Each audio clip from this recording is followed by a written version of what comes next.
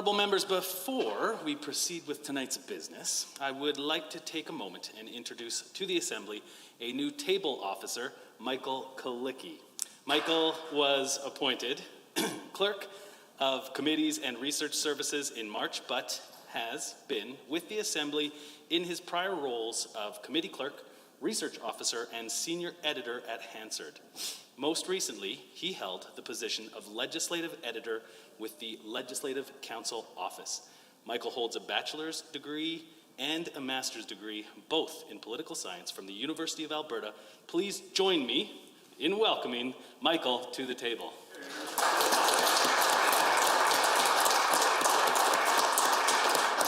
And with that, please be seated.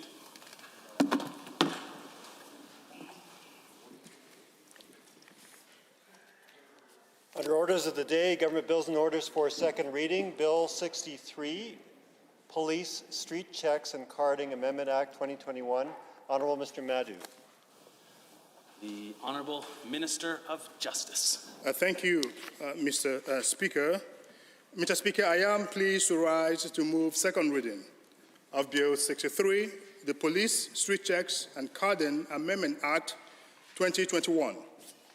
Mr. Speaker, last November, Alberta's government took the historic step to ban the police practice of carding and created new guidelines for law enforcement to conduct lawful street checks, which remain an important intelligence and investigative tool. The bill before us today will go one step further by providing much needed legal clarification of the difference between the arbitrary, discriminatory practice of carding and street checks, which, when lawfully used, are an important and effective policing tool. This distinction is spelled out in a new proposed section of the Police Act, specifically Section 38.1. To be clear, Mr. Speaker, the amended Police Act would both define carding and forbid its use. At the same time, it would give police the statutory authority to collect and retain personal information that is voluntarily provided as a result of a non-detention, non-arrest interaction with a member of the public. Mr. Speaker, the key distinction here is that this information is provided voluntarily by citizens, and citizens are made aware of their right during the interaction with law enforcement. This is what is often referred to as a street check. Such interactions are very common and have always been a useful practice in law enforcement when used lawfully. However, there is no legislation specifically permitting street checks or providing guidelines regarding their use. This legislation would provide the legal authorization for street checks that the practice previously lacked. It also gives the Lieutenant Governor power to make regulations regarding clear guidelines surrounding the proper use of information gathered during street checks, requirement for police officer training, requirement for creating and reviewing street check standards, and the initiative to educate the public on street checks. Mr. Speaker, this bill recognizes that there is a fundamental power imbalance within every encounter between a police officer and a member of the public. That is why we must be careful to place limits on police authority and make sure it is wielded responsibly and does not serve merely to reinforce social inequalities.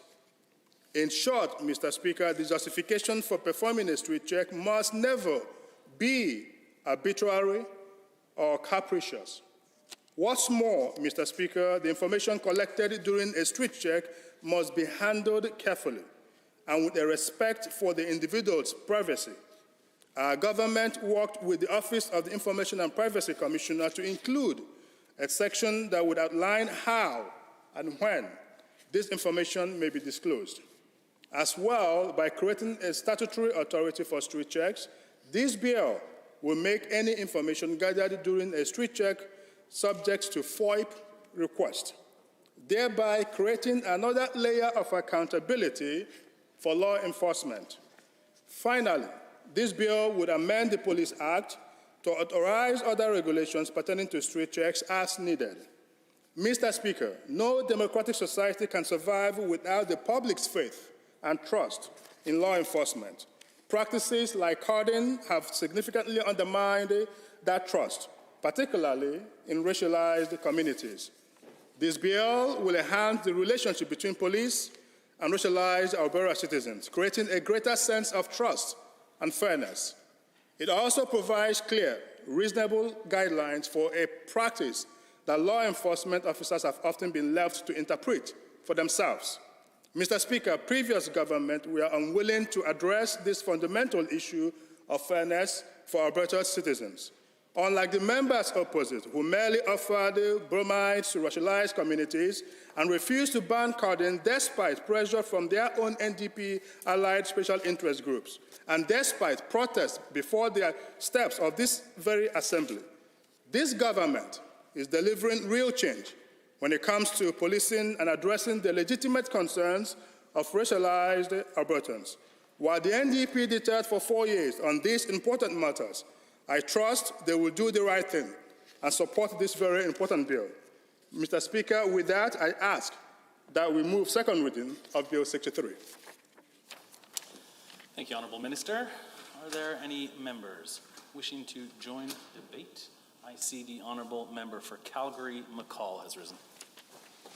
Thank you, Mr. Speaker, and I rise to join debate on Bill 63.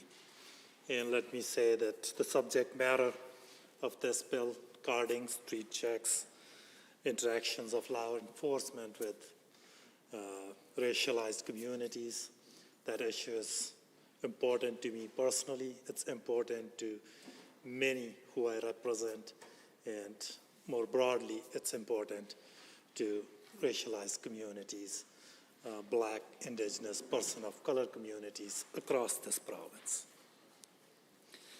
As Minister indicated, the government announced a ban on carding in November of 2020 and provided guidelines to regulate law enforcement and public interactions. And at that time in their release, they claim, and I am pretty much paraphrasing, that carding has been and continues to be illegal. That was written right in their release. And I believe that's correct. Even without this legislation, carding has been and continues to be illegal. There was no legal authority whatsoever for the law enforcement to stop people just arbitrarily. There was offside law always. And let me say this on record, that on this side of the House, that what we believe, that carding has been and continues to be illegal, even without this piece of legislation, which I will get to. And with respect to interactions between public and law enforcement, also referred to as street checks, we believe that the government must strike a balance that recognizes the police roles and functions, the need for the police to be able to do their duties, and balances that need with the rights of citizens to be free from any targeted coercion of the state, any targeting of those individuals, subjects, based on any discriminatory criteria. So both are important functions that are at play, and I think this bill does not ban carding, one, and this bill falls far short in regulating those interactions of law enforcement and public in a way that balances the need for police to have powers to investigate and perform their duties with the citizens' rights to be free from any kind of targeting. And I will explain that what I'm saying, that how this bill doesn't ban carding. And let me read from the definitions that UCP has used in this legislation. With respect to carding, and I quote, they say, when officers randomly request personal information from a member of the public without reasonable grounds. End quote. That's in the legislation.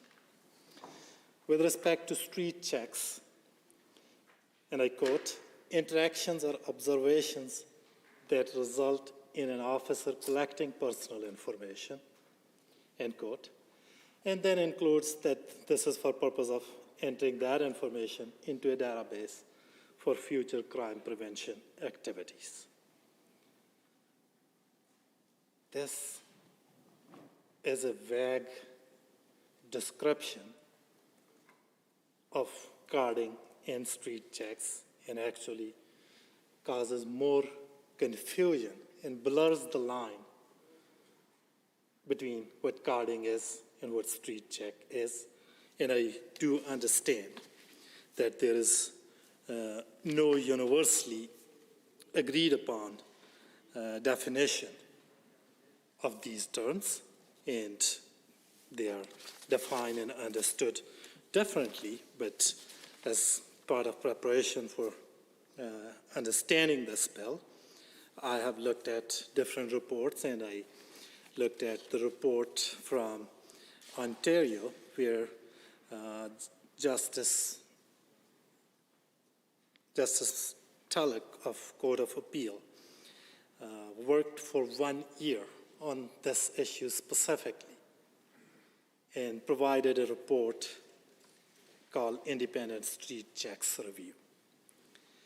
And in that report, Justice Tulloch defined street check, and I will quote, a street check is where information is obtained by a police officer concerning an individual outside of a police station that is not part of an investigation. And Justice Tulloch defined street check as a broad category where police can seek information and gather intelligence.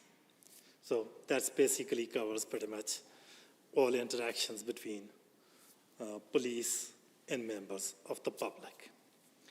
And then Justice Tulloch went on to define carding, and again I quote, carding is a subset of street check in which a police officer randomly asks an individual to provide identifying information when the individual is not suspected of any crime, nor there is any reason to believe that the individual has information about any crime, end quote.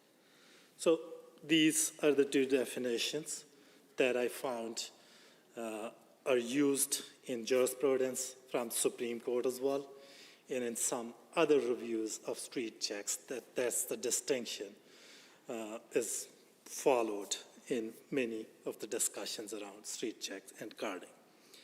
And when I look at the definition that this bill uses, in carding, it says officer is randomly requesting personal information. On street checks, it's again interaction and observation that results in officer collecting personal information.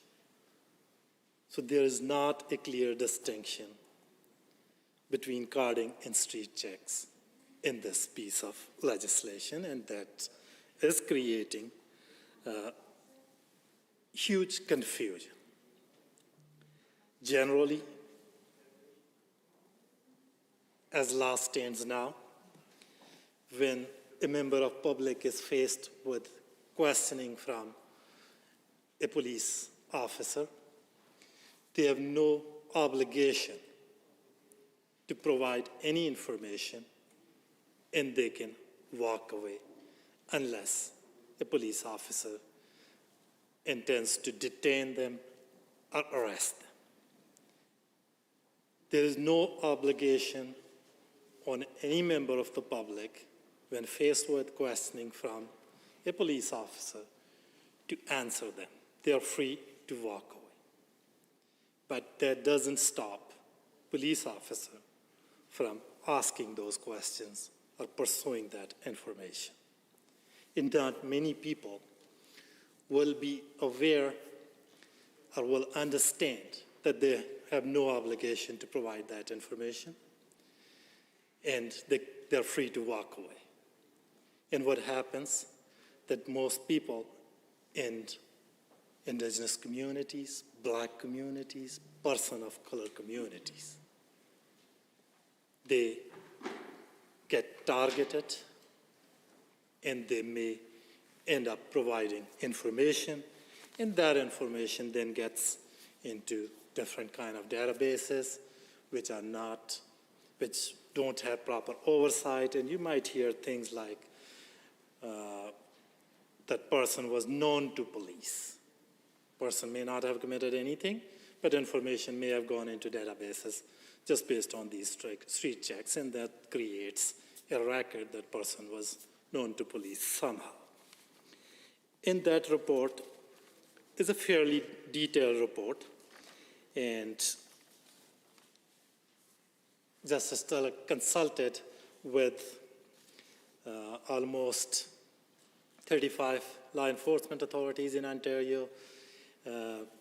Many different communities received written submissions, and based on that, the recommendation was that carding is nothing more than racial profiling of racialized people, and it should be completely banned. That was the recommendation from that report. And if this bill was doing that, I would have supported it. But this bill is not doing that. It's not banning carding completely. And with respect to street checks, the same report clearly recognizes that there is a need to strike a balance between protecting individual rights and liberties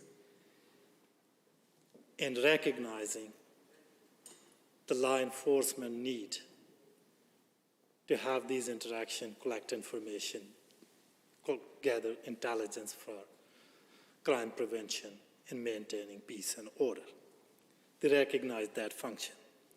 But that report also clearly says that when you are seeking that information, when a police officer is seeking that information, it shouldn't be just a mere hunch that you can stop for anyone based on who they are or where they happen to be, but they required that there need to be something which is not quite the reasonable probable ground standard, but it's more than a hunch, and it's an objective suspicion that can be described why they're stopping somebody.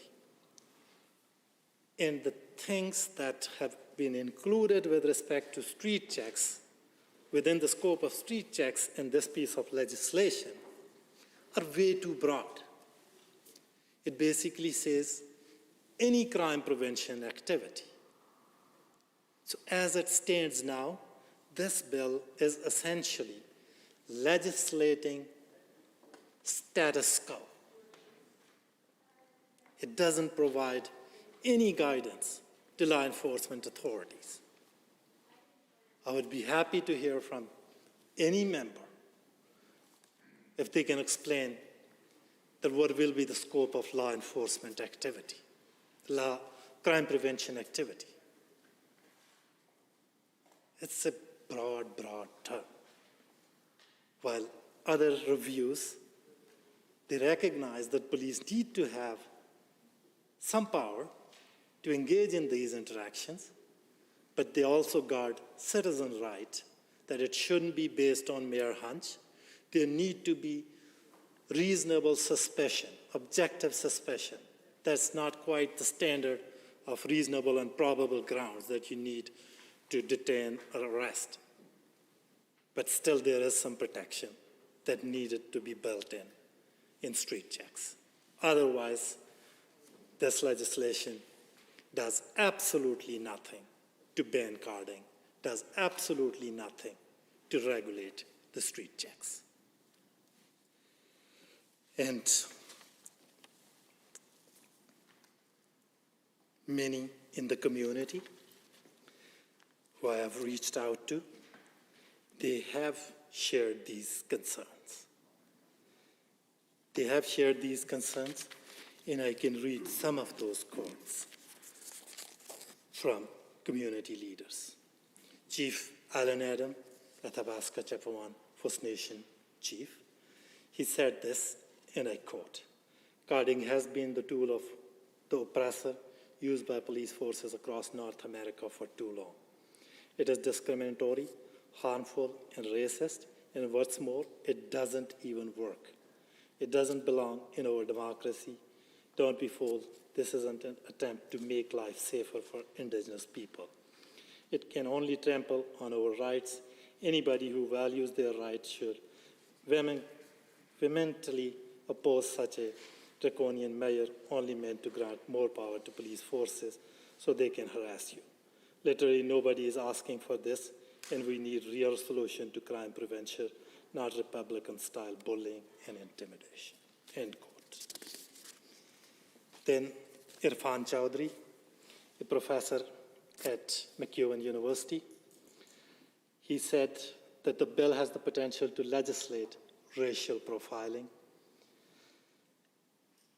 And he goes on to say, would Albertan be victim to further checks because there have been street checks in the past? He questioned, and then he goes on to say, for me, the biggest question is how will this data be used in a way that does not further embed systemic bias and discrimination within our province? Imam Sayyid Sawarwardi with Al-Madina Calgary Assembly agreed that the bill will legitimize racial profiling, and he said it's carding again.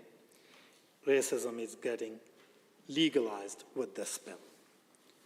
Vanessa Artes, Secretary for Association of Mexicans in Calgary, worries that bill fails to address the issue of discrimination during the practice of street checks and carding with excuses and loopholes. And I quote, "Racialized Latino communities in Alberta carry the burden of racial profiling and discrimination on a daily basis. We know this because we live it every day," said Ortiz. Although Bill 63 intends to reduce these disparities in the administration of justice, it fails to do so. Bill 63 must be clear and honest. Carding practices must come to an end. This is long overdue. Our families deserve the right to live in peace and without fear in their own communities. We will continue to stand up against policies that strengthen and perpetuate institutional racism. Rishi Nagar, a radio host in Calgary and also member of Calgary Police Service Anti-Racism Action Committee and Anti-Racism Committee for the City of Calgary, said, and I quote, "My community and my colleagues are very concerned over the way this bill is presented. Anti-racism requires bold steps, not half measures. Many racialized Calgarians experience disproportionate policing on a daily basis and have called for an end to practice of carding. Unfortunately, Bill 63 fails to do that and places vulnerable Albertans at greater risk." Another person, Amira Susha, Alberta Regional Team Lead for the National Council of Canadian Muslims, said her organization is deeply concerned about the ability of police to gather and retain information under the premise of crime prevention. And I quote, "In other words, it might be okay to card my friend and I, and to retain that information under crime prevention activities.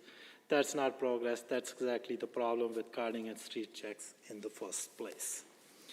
These are some of the community leaders who have raised concerns with respect to this legislation and how it's not clear in differentiating between carding and street checks. And they have also identified many loopholes, for instance, with respect to collection of information, what information can be collected. Its storage, how long it will be stored, who will be supervising it, whether there will be race-based data. If we look at Justice Tulloch's report, it specifically provided for categories that information with respect to street checks should be published and available publicly, not through FOIP request, as Minister is suggesting, that who was stops and categories should include Indigenous, Black, person of color communities. And similarly, there need to be data audits and annual reports, and Albertans should have access to this information as of right, not through a complicated FOIP process. So these things clearly need to be included in this bill to make it work, to, I guess, implement what you have described, that if you want to ban carding, this bill need to be amended, and at committee stage, I will be bringing forward amendments, and I hope that you will consider these amendments thoroughly, and I don't think it's a partisan issue for me. It's something that deeply affects me and the communities I represent. Thank you, Mr. Speaker, and thank you, Minister. Thank you, Honourable Member. Are there any other members looking to join debate? I see the Honourable Member for Leduc Beaumont has risen. Thank you, Mr. Speaker. And I want to thank the Minister of Justice for bringing forward this bill. I think it's extremely important that we have not only this conversation, but that the practice of carding is banned. And I want to say that I did 10 years with the Edmonton Police Service. I was never taught to card anybody. It was never condoned. And it was not something that I believe any of my supervisors would have allowed to happen. It is a completely useless process to randomly stop people and to request information from them on the basis of simply they were just there. It should not happen. And the information obtained from that, like I said, it provides, there's no investigative tool that you would get from that. And it also breaks down the relationship between communities and law enforcement.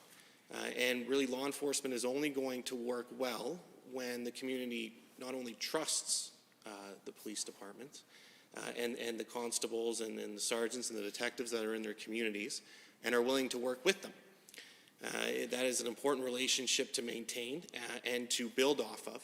And I think it's important that law enforcement as a whole hears the concerns of the communities that they are policing and works to build better relationships and bridges with them so that there is an understanding not only of what law enforcement is allowed to do, but also what citizens' rights are. And as I go through this bill, I think that the minister should be applauded for banning carding and to take that step to indicate to all officers in this province that it is not acceptable and that there are going to be consequences for doing it. The member from Calgary, McCall, brought up racial profiling and that this might still allow racial profiling to happen. That should never happen. And any officer engaging in that should be disciplined or just removed because it is not a practice that should be condoned or accepted in any way. And I don't see when I read through this bill that is what it does, that it allows for a backdoor way of still having the practice of carding. Because, again, the information obtained, if you recorded it, there would be no opportunity to ever use it. And when it comes to street checks, I don't know if there's an impression that a street check only develops from an interaction that a police officer arbitrarily starts. A street check report is an opportunity to take a very quick piece of information, could be in conjunction with a file that you've written on something else, but something that you wanted to highlight really quickly about an individual, and you could have arrested them and written a street check report because it's just a briefer piece of information. It could be from a traffic stop under the TSA, and you have produced a street check report from that. There are lots of different reasons that you would create a street check report. Sometimes it might be just listing who you could turn to if you come across, say, a youth in trouble. Who's the parent that you might phone? Or who's a guardian that you might phone? And you have that snippet of information. So I think the title of it implies that it has one purpose. And it's broader in the experience that I have as well. And most interactions that police have with the public, I think, not only initiate from maybe traffic-related matters, but mostly 911 calls, non-emergency line calls. And then the people that you end up dealing with are just the folks who happen to be at that scene that a citizen had been concerned about. And however that plays out, it does. But it doesn't mean the officer had initiated an interaction with somebody arbitrarily, and that could still lead to a street check report as well. So I just wanted to highlight a couple of those things. I think it's important that there's training that goes with this. I think that's listed out as to how a street check report can be done, what the expectations are.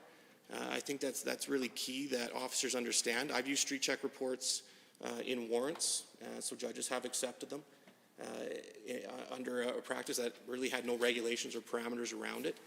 And it offers, I think, clarification that is important so that the police know when to use it, how to use it, what the expectations are, how it is going to be watched or audited is important as well.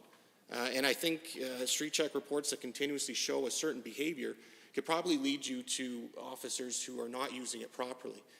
And so that information to be looked at and reviewed, I think is important as well. And hopefully that would lead to, if it's being used simply randomly or through racially profiling people, then it should lead to discipline or removal of the officer, frankly, because they are just not representing law enforcement properly or the community properly either. A couple of the other things, in my experience, I think Calgary, the member from Calgary McCall brought this up as well, objective suspicion, I think he phrased it as. I think you do need a reason to start a street check report, and it should be listed out in the street check, and I think the legislation touches on that as well, what the reason was, and making sure that the person that you're dealing with understands what their rights are is important as well, so that they have the option to leave. If they so choose. Like, you can get into aspects of psychological detention. If you're blocking the path of somebody trying to leave, they are now detained and their Charter of Rights kicks in and they have to be informed of their Charter of Rights. So if you're not starting these processes properly, the judges will never accept it, or the Crown Prosecution Services won't accept it either. So you have to be lawfully placed at all times. You have to be interacting with people fairly and lawfully for anything else afterwards to be justifiable. And so you always have to have that sequence of events, because if you don't have it, then you're liable yourself, because now you're doing something that is unlawful, and it should be stopped as well. So I'm hoping that from this conversation as a whole that we make it very clear to law enforcement that carding has to stop and should never be done, and that the communities across Alberta understand that as well, and they understand their rights. Those relationships can be worked on, they can be built, and that trust can be regained where it has been lost. I don't know everybody's background, everybody's stories of interactions with law enforcement. I worked in 2 divisions in Edmonton for 10 years, so I worked in a small portion of the province in 2008 to 2019, April 19th, was it? 2019. And so I have my window that I was a police officer in my training, but I'm not going to try to speak to somebody else's experience that it never happened or doesn't happen. I'm not trying to go down that path at all. I can only speak for myself and how I view it. And so the parameters around street checks are going to be important as well. I know this came up when I was still a police officer several years before I ended up resigning and becoming an MLA. The parameters are absolutely necessary because it'll give confidence to people to understand why that information is collected, what is being done with it, and also I think it will help police officers learn from us and the direction from the minister through this bill and the regulations, what those expectations are, and what the minister's expectations are for law enforcement in working with the public. And I know that the minister, because I still frequently talk to my colleagues in law enforcement, they are happy with the minister's performance and support to date. I know the minister has a great appreciation for law enforcement, but that doesn't mean that he can't set the parameters and expectations for them. And that is crucial, to know what those parameters are, what the expectations are, so that we are able to work together. And crime prevention is important. And you're going to come across pieces of information that fit nowhere else but a street check, because it's just it's a short observation. And you want to record it somewhere so that maybe some crime analyst might read it. I think the vast majority of street checks, they get looked at the next morning by the crime analyst, and they are never looked at again. And it's just gone because the volume of information coming in is so high. I think the Edmonton Police probably cover about 350,000 files a year, and there are a lot of interactions with the public.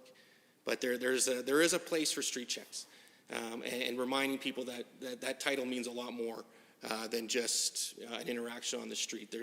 There's pieces of information that can be gathered and separated from longer files that could be quite useful in other investigations. So I appreciate the time, Mr. Speaker, and look forward to further debate on this bill.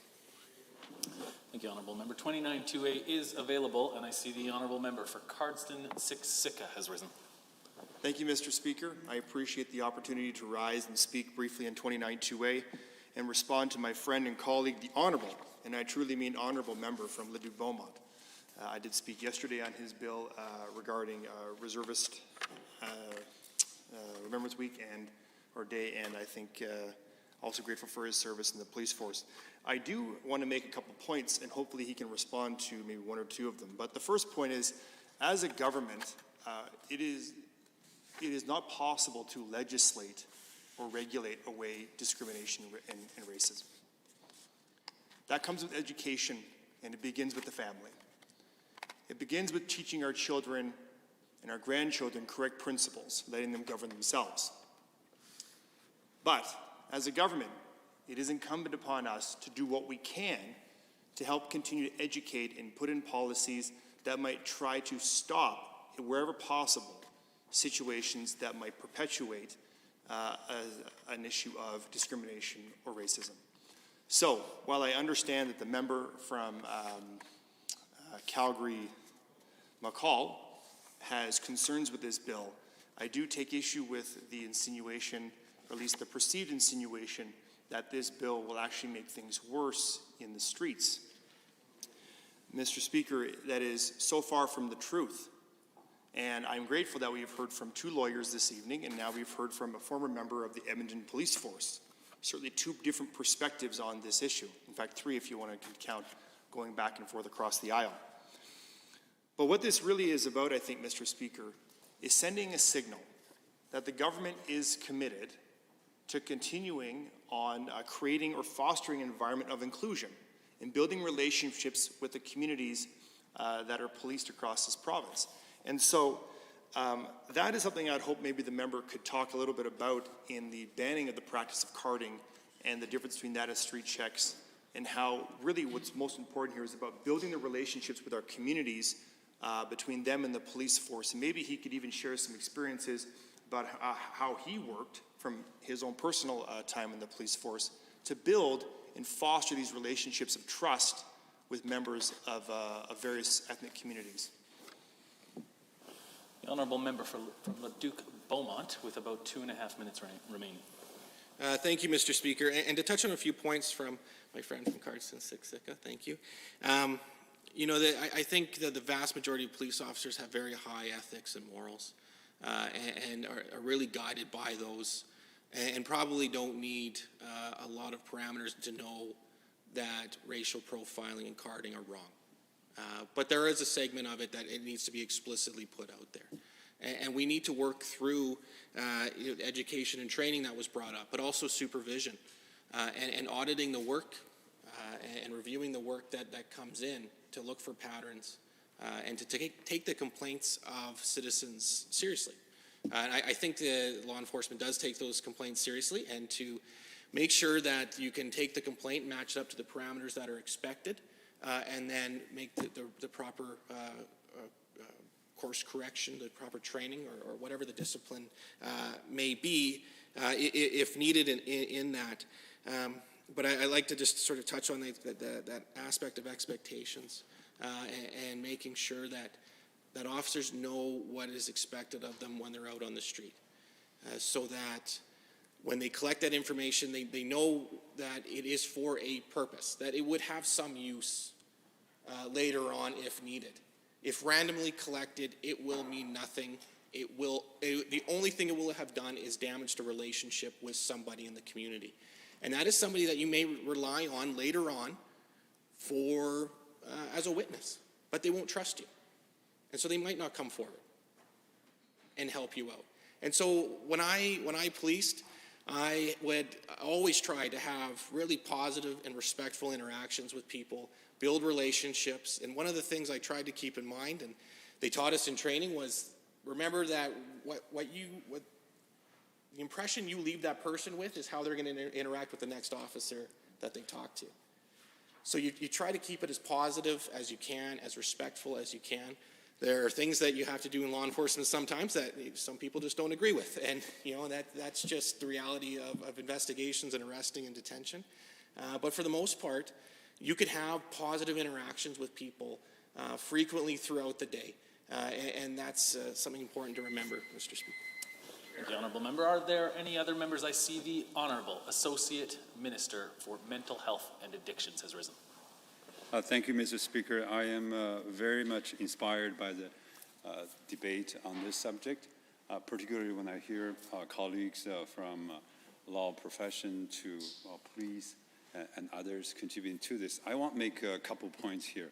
Number one, I applaud Minister of Justice and Solicitor General for making tangible contributions of banning through this bill, banning carding, and also put some parameters in terms of street checking, having criteria, and turn that into intentional, professional information gathering with a purpose, and have clearly defined what are the prohibited grounds for not doing that randomly. So that, Mr. Speaker, I want to congratulate the Minister of taking this issue moving forward.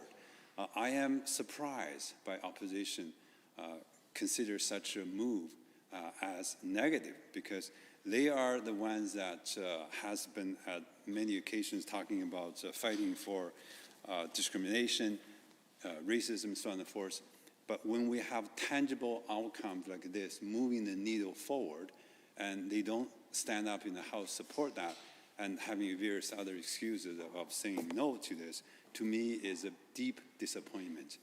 Let me spend a couple of seconds to share my personal experience about this carding and racial profiling myself. As a person from the ethnic-cultural community myself, years ago when I was a student attending University of Calgary as a foreign student at the time, I was stopped by police.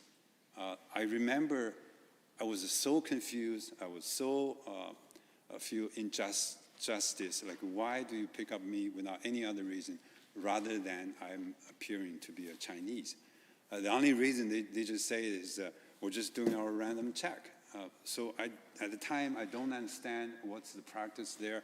I'm still trying to learn Canadian ways of living and so on and so forth. But let me tell you, from that moment, it has been a question never rests well in me in terms of why they pick me to question this, simply because of my appearance. So when I see our Honorable Minister championing this, and with my colleagues making tangible changes on this, I can tell you from people I associate with, the Chinese community, they applaud this.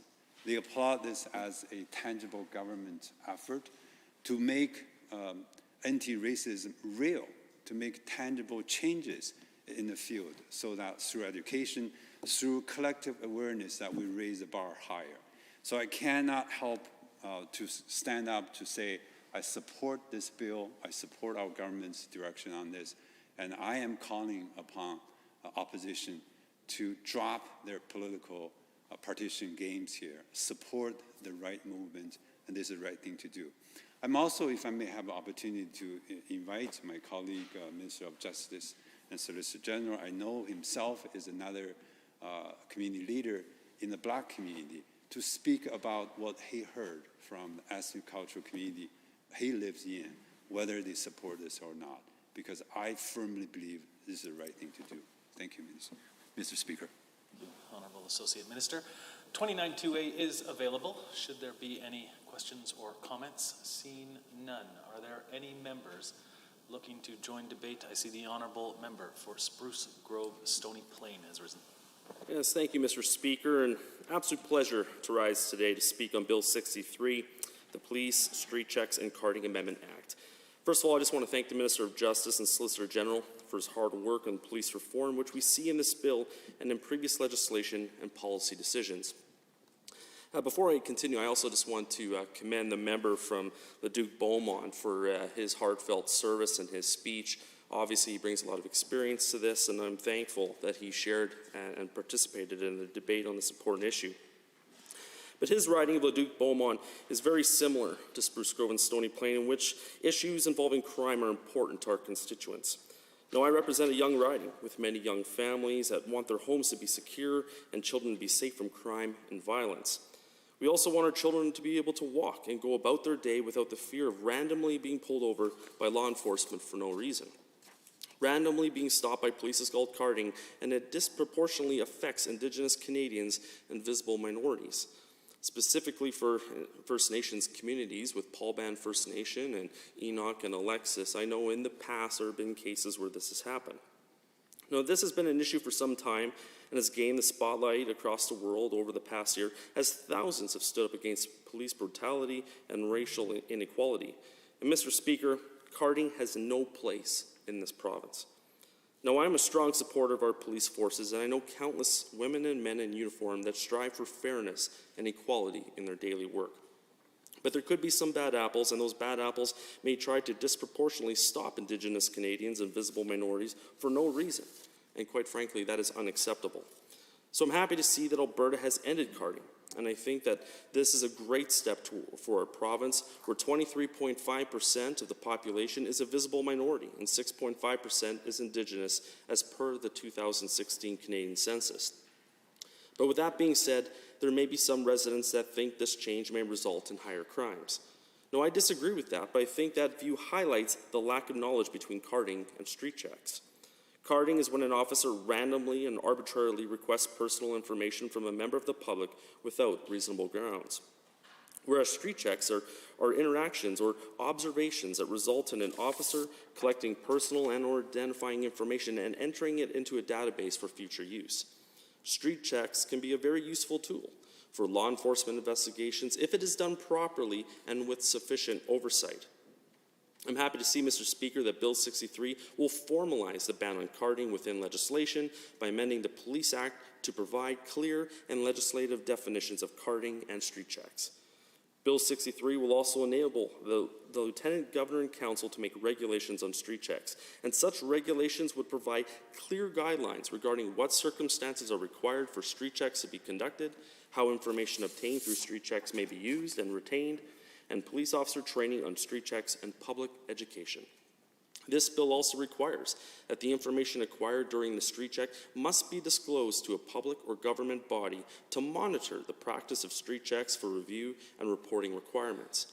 Now, it's important to note that if this bill is passed, the legislation will only apply to situations where a police officer has no other authority, responsibility, or duty to collect, record, retain, store, use, or disclose information from a member of the public. There are already situations where the police are granted certain powers in their interactions with the public through provincial and federal legislation, such as the Transportation Safety Act, the Mental Health Act, the Emergency Management Act, or the Criminal Code. And this legislation does not apply to interactions between the police and the public that are not principally related to law enforcement, such as community initiatives like giving talks at community meetings, participating in parades, or even coaching local sports teams. Now, there will be some fear that this legislation will target Indigenous Canadians or visible minorities. But that is not the case when street checks are done properly, and this legislation ensures that.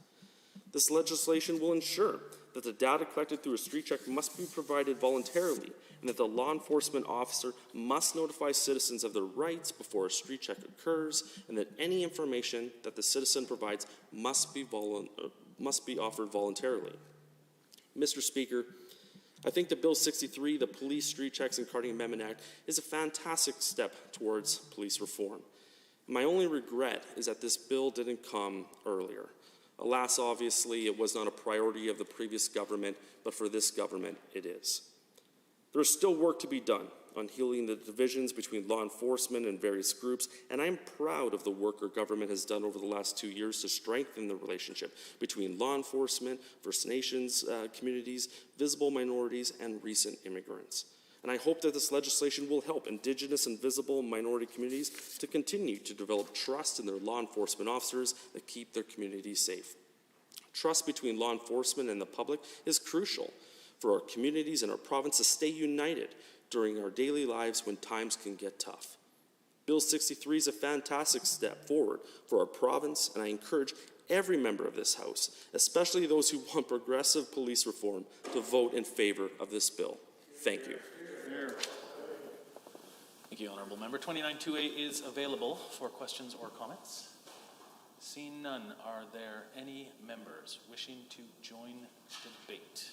I am prepared to ask the question. The Honourable Minister of Justice and Solicitor General to close debate. Thank you, Mr. Speaker. I do want to thank members of this Assembly who have taken the time to speak on this very important bill. You know, Mr. Speaker, I do want to thank the member from Leduc-Beaumont for his service to our province in his capacity as a member of the law enforcement.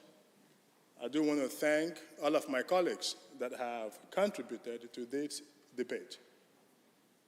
You know, Mr. Speaker, we as Albertans believe that anyone who call our province home have every right to live their lives in dignity and achieve their full potential. You know, Mr. Speaker, as someone, myself, who come from the very community that have agonized over Cordon, I can't tell you the level of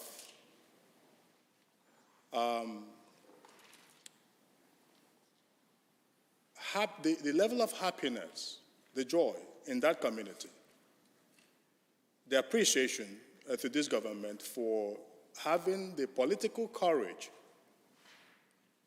to not just put procedures in place to ban cordon, but to put that in a statute, something that no government in this country have tried. You know, Mr. Speaker, for 2 years, the members of the Black community between 2016 and 2018 came to this Assembly and pleaded with the then government to ban this particular practice. And so that community, from my interactions with them across our province, you know, as we continue our review of the Police Act, you know, Mr. Speaker, between February and now, we have consulted or held more than 20 engagement sessions with different community associations across this particular province. I can't tell you how thankful that they have been with putting forward this particular bill. And there are times when we must play politics, and I get that. But there are also times when we must rise above petty politics. And this is one of those instances. My hope is that all members of this Assembly would come together to ensure that we take that important step to build a society in which all of us regardless of where we come from, can feel respected. And to the members of the law enforcement, let me thank them for their support. Let me thank them for their extraordinary work. You know, Mr. Speaker, there is no greater responsibility than to keep our people safe. And the men and women of law enforcement bear that particular brunt. Whilst many of us, sit peacefully, quietly on our bed at night, members from that community patrols our streets across our province, making sure that our people and community are safe. And let me through you assure them that so long as I have the honor of being the Minister of Justice, they will always have my support. But that support also comes with huge responsibility. I call it the burden of leadership. And they understand that we cannot afford to soil the relationship between them and our community. And that is why I am proud to say that throughout this particular process, I've had their absolute support. It's been an absolute pleasure to work with them to make sure that this is a reality. With that, Mr. Speaker, close debate.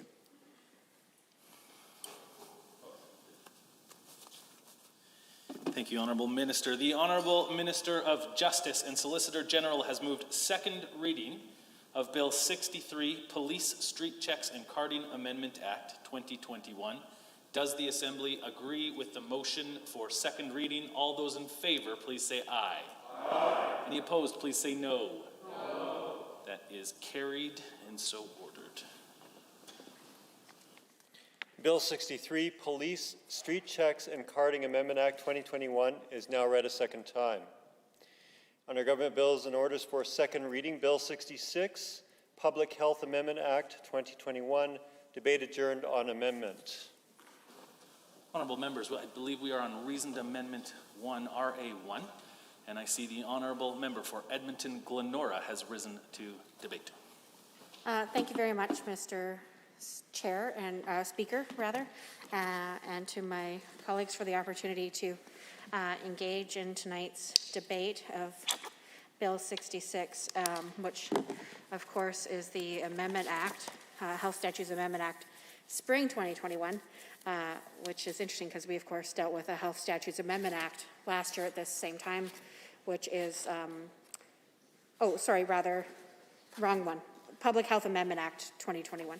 And this is essentially the second time in the current sitting of this legislature, because of course we didn't prorogue, that we're considering amendments to this same bill. And again, to sort of recap how we got here, last year at this time the government very swiftly and forcefully pushed Bill 10 through the House, to address what they said were pressing public health concerns, and that it was important that they move forward with these sweeping, overarching breaches of many people's confidence and trust in what the government was doing when it came to accessing information, and also some Henry VIII clauses that were put into the legislation. And at the time, the official opposition, we raised a number of issues, but the government decided to forge ahead. Then there were court cases, and the court cases were interesting because there were sort of people with varied perspectives upset at the government for similar things as it related to the legislation. And the government then decided to strike a committee that I had the opportunity to sit on with some of my colleagues who are here, of course, tonight, to discuss recommendations on how to move forward with the legislation.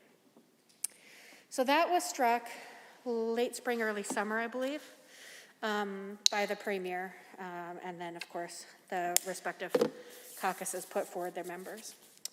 And we were very keen to get to work very quickly. I think the Premier gave about a 4-month turnaround from when the committee was struck to when we had to bring forward recommendations.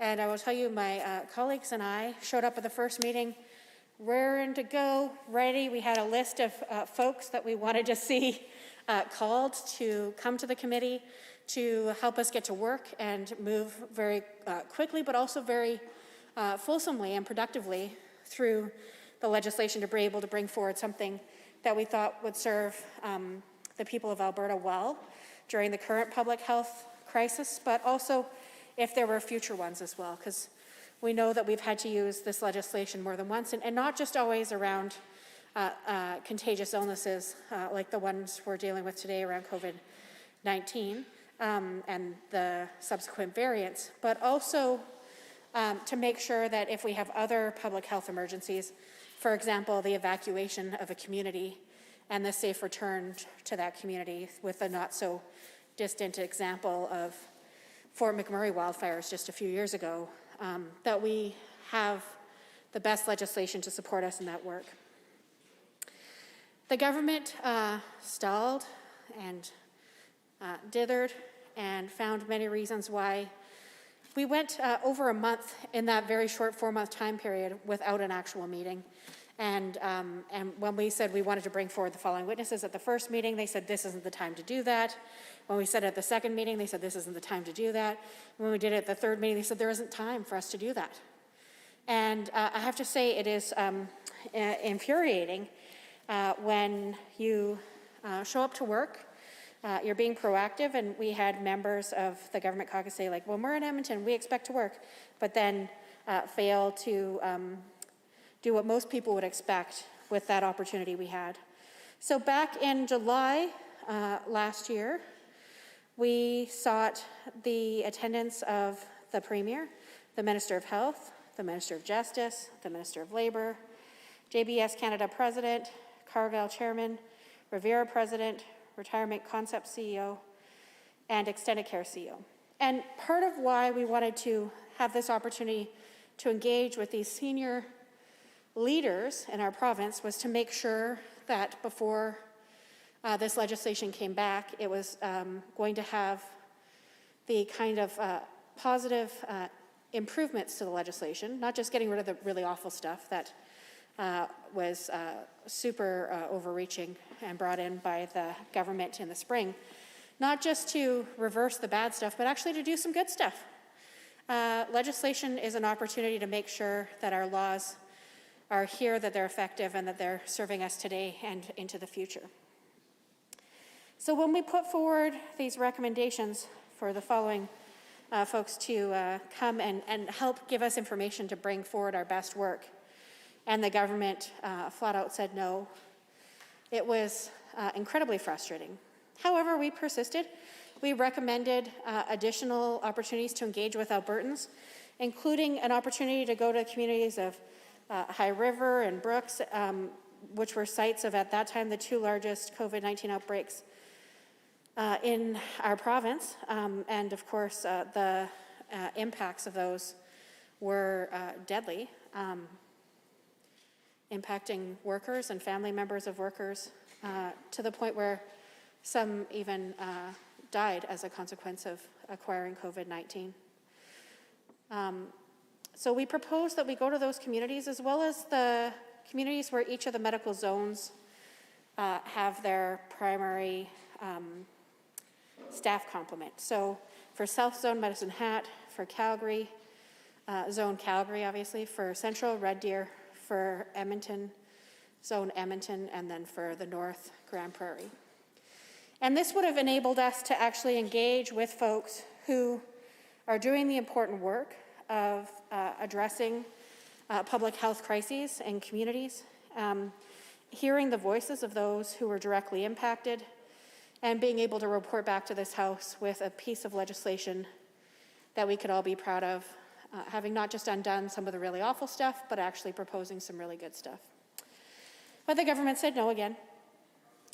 So we decided, all right, let's forge forward. Let's try to come up with other opportunities to engage. So we proposed the same folks as we'd asked for previously, with the addition of senior leadership from the Health and Seniors Advocate, senior leadership from Alberta Health Services, the Chief Medical Officer. That one they did allow us to have the Chief Medical Officer come and attend once. even though during that meeting, when we asked, would the CMOH be open to coming again, and the answer was overwhelming yes, the government members decided to shut that down and prevent us from having opportunities to learn directly from Alberta's Chief Medical Officer of Health. We also recommended that we hear from the Deputy Minister of Executive Council and Secretary to Cabinet, the Associate Deputy Minister of Executive Council and Deputy Minister of Operations. You want to talk about cross-government integration, responding to a public health crisis and its impacts, the impacts of a global pandemic on a province. This was absolutely, I would say, the perfect opportunity for us to talk about departments not working in silos and the opportunities for government to come together and serve the people in an effective, efficient, and focused way. But the government said no. We also recommended the Executive Director and General Counsel at the Canadian Civil Liberties Association. That one, I believe, was yes. The Deputy Minister of Labour, of course, the government said no. The Deputy Minister of Justice, the government said no. The JBS, Cargill, Rivera, Retire Concepts, Extendicare, government said no. We also thought it was important to hear from workers who were impacted. UFCW, Local 401, government said no. Alberta Union of Provincial Employees, government said no. Health Sciences Association. When you think about all of the people working in labs across the province who were doing incredible work and still are to make sure that we have the information we need to protect ourselves, protect one another, and make informed decisions, why they wouldn't want those lab workers to come and give testimony on how the Public Health Act could be improved. Why they wouldn't want paramedics who are working on the front lines at that time and still to this day, going into many precarious situations where they don't know if the patients they'll be working with in very close quarters in the back of an ambulance, how their health conditions could impact theirs. If those patients have COVID, what's being done to make sure that they're safe, and so are the people who are treating them. The government said no. No to the Health Sciences Association of Alberta, no to the Canadian Union of Public Employees, no to the United Nurses of Alberta, no to the Friends of Medicare, no to virtually all of the stakeholders we recommended, other than two. So I would say the government in this bill has made a very clear that they didn't want to hear from Albertans and that they didn't want to hear from folks who were directly impacted by COVID-19 and find a way to make sure that this legislation could stand the test of time and that it would be beneficial to the people of Alberta, not just undo the terrible parts that the government had worked to ram through so quickly. So the justification for this motion is that we don't believe that there's been sufficient public consultation. And this shouldn't come as a surprise to the government, because we've been calling on them to include more public consultation back since July of last year. So there has definitely been ample opportunity. And if the government didn't want to go on the road, if the government didn't want us to come to their ridings, if the government wanted to keep coming to Edmonton instead of having members go to a variety of communities around the province, at least we could have set up virtual opportunities for folks in these regions with this expertise to be able to engage with us. But the government said no. Over and over and over again, we gave a variety of different opportunities for the government to lead with compassion, lead with a desire to learn, take off the blinders, take out the earplugs, and welcome people to the table, welcome people to engage in the province's public health legislation to make sure that we have a bill that can stand the test of time. And we are living through, right now, one of the greatest tests of the Public Health Act in the history of our province. So why wouldn't we take this opportunity to learn from the expertise that is available to us throughout the province? And the government might say, well, we need to quickly get this done because we need to undo the bad stuff that we did when we passed Bill 10 Fair, yes, absolutely, you shouldn't have done that bad stuff, but it was done. So now we actually have an opportunity to do something good. And I feel like we've been begging government members, UCP members of the government caucus to step up and amplify the voices of experts in their communities, amplify voices of people with lived experiences in the healthcare system, hear from operators who were running facilities that had massive outbreaks, what government could have done to prevent that from happening, what government could be doing today to prevent the massive numbers that we're seeing in the third wave. Yesterday, when we saw the numbers of cases, and I think it was about 1,400 again, with a positivity rate that is the highest positivity rate we've had at all during COVID-19.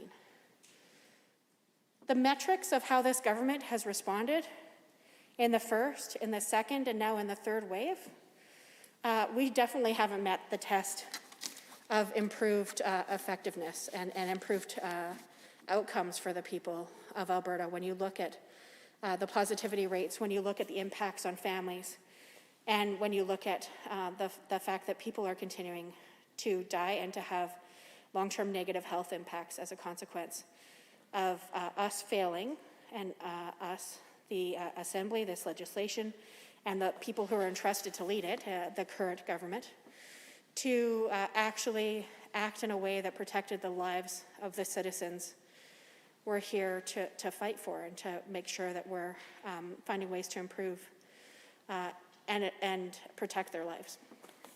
So the government has an opportunity through this amendment.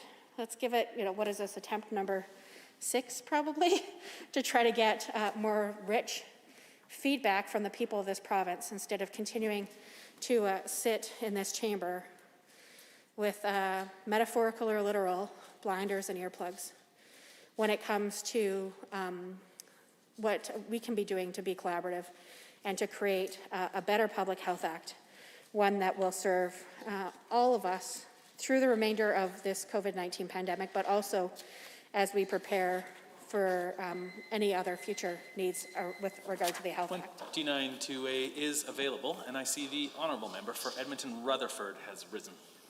Thank you, Mr. Speaker. I just wanted to take a moment to react to some of the comments made by the previous speaker, the MLA from Edmonton-Glenora, and hopefully to get her to say a little bit more. She certainly has a very deep grasp of the efforts that have been made to improve this legislation through the committee process. And, I was a bit saddened to hear about the very long list of people that were asked, that were recommended to be asked to come into the committee to provide some advice, and to learn, of course, that in every single case, the current UCP government denied the opposition members the opportunity to bring people in to have that conversation, particularly on a bill where it is patently clear that the government has already erred in their construction of this bill. The very point of why we are here today is to correct the failure of this government in their first attempt to bring it into this House. And here they are again, not taking the time to get it right. And I'm very concerned about that. And I guess I just would hope that the member from Edmonton-Glenora might take a few moments to tell us a little bit about some of the things that would have been asked or hopefully would have been heard from the people who came into the committee, and what kind of things may have resulted from that kind of deep community conversation and led us to a place where we would have a better bill. So I would ask the member from Edmonton-Glenora to kind of walk us through a little bit more about what opportunities we're missing by having this government act in such an intransient way. Thank you. The honourable member for Edmonton-Glenora with about 2 minutes and 50 seconds on 29-2A. Thank you very much, and thank you to my colleague for the question. It gave me a chance to look at the names of some of the folks who provided written submissions. And there were just 4 organizations who were invited to give oral presentations. And I'm trying to count up the names very quickly. I think there's 40 in each column, 4 columns per page, and about 5 pages. So we're looking at hundreds of names representing written submissions that people made to our committee. And I can tell you what some of the content was in those submissions, but I can't tell you what they would have said if they were invited to actually be there in person, because we didn't even give them that opportunity. And these are people who, I will remind you, we were in the middle of a massive public health crisis, and hundreds of people took the time to write to these committee members, to write to their local MLAs, and to express their desire to make this bill better. Their willingness to step up and work in a supportive way to make sure that the legislation we had was going to be positive and productive. And most of these are individuals, but there are also some organizations in here, like the College of Alberta Psychologists. I have to say, I think we could have benefited significantly if almost a year ago we would have taken the time to listen to the regulatory college that represents psychologists. I think that there are a lot of opportunities that we could have taken to find ways to support the work of psychologists and the work of Albertans in responding to this public health crisis and the impacts it's had on families.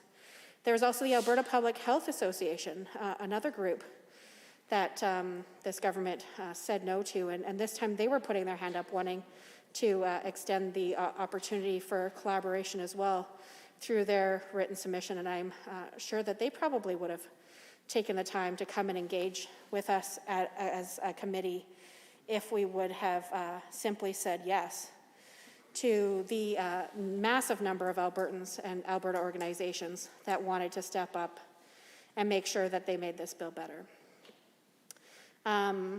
Again, mostly individuals. There are just pages and pages of names, and there was a summary document of some of the themes that were heard through the correspondence as well.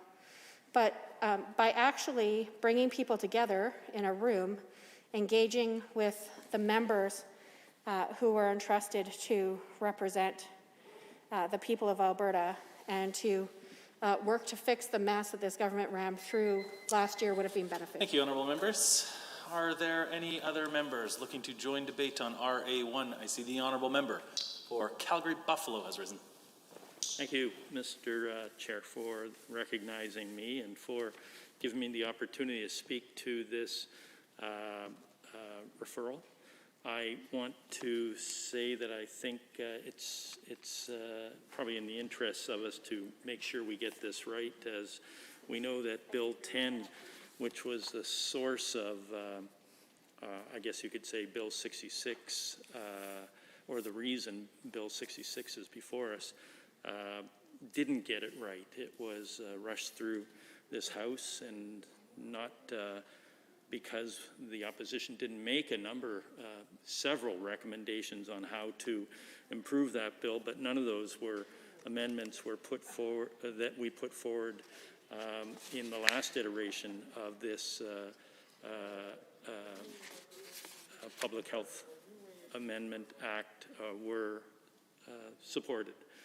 And I can also tell you that I wasn't a member of the Select Special Committee that my colleague from Edmonton Glenora was so capably reviewing the work of, and the work that wasn't done more particularly. And that's the point that I would like to spend some time talking about, is that the work of consulting Albertans was a missed opportunity with regard to that Select Special Committee.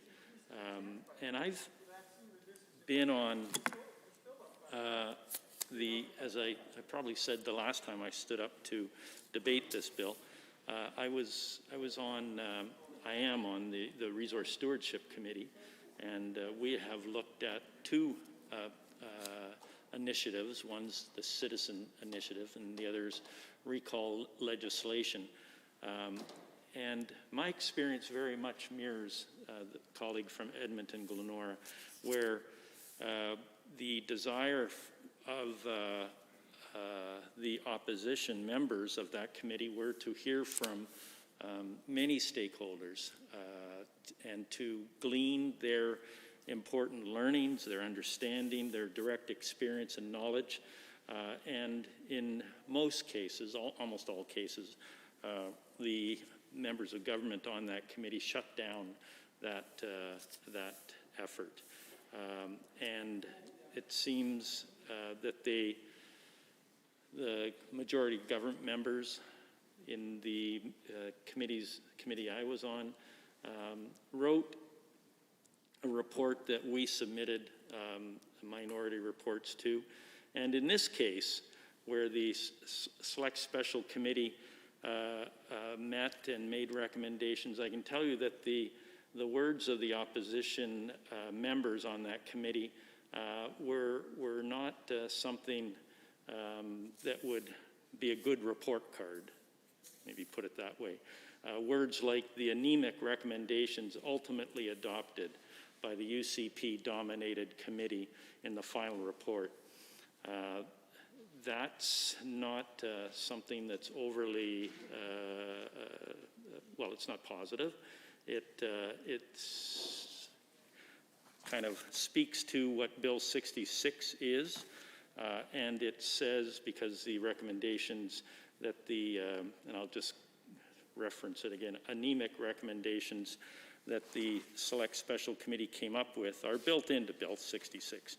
So I don't think the job of consultation that was done heard a number of people that were not heard at the committee. They were not engaged with in any way at the committee. And so we didn't learn from their testimony any of the knowledge they have as experts or people with direct experience. And that's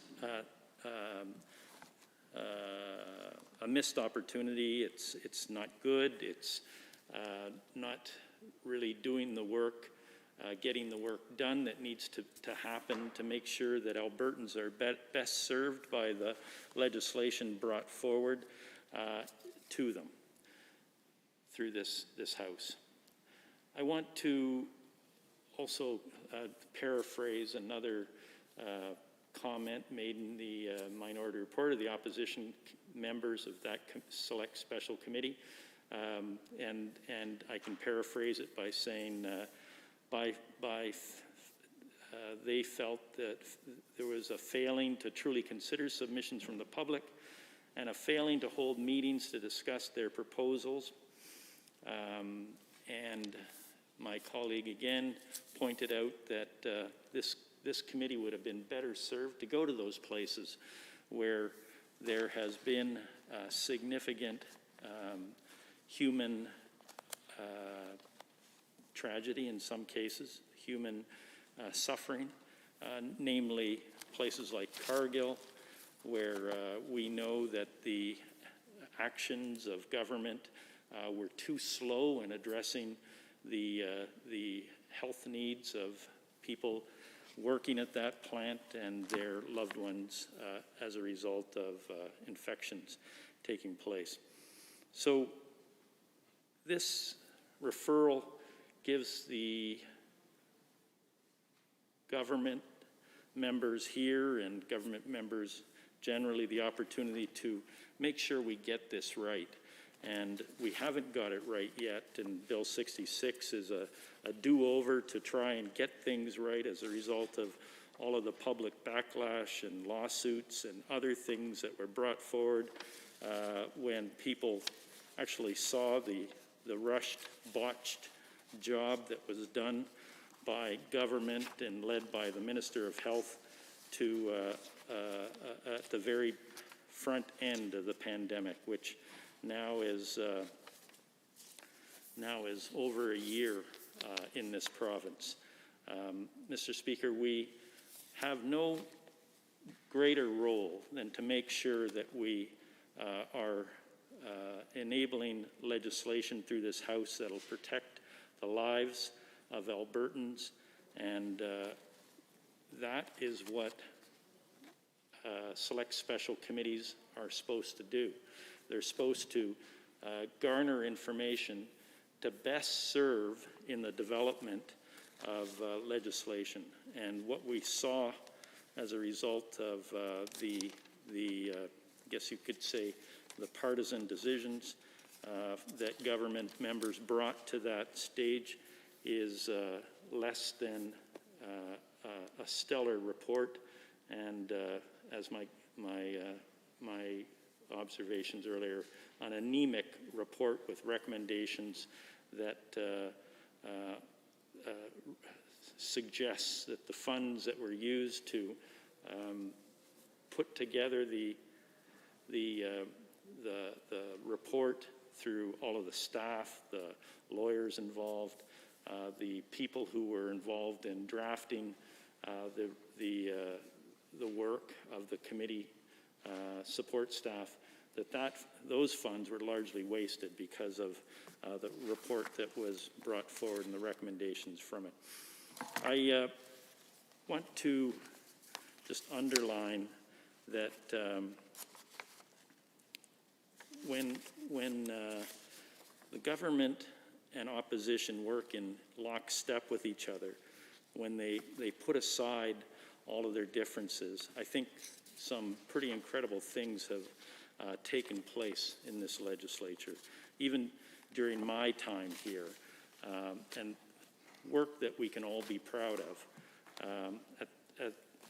As it exists today, the report in terms of the legislation, in terms of Bill 66, is not something that I think Albertans will see with great,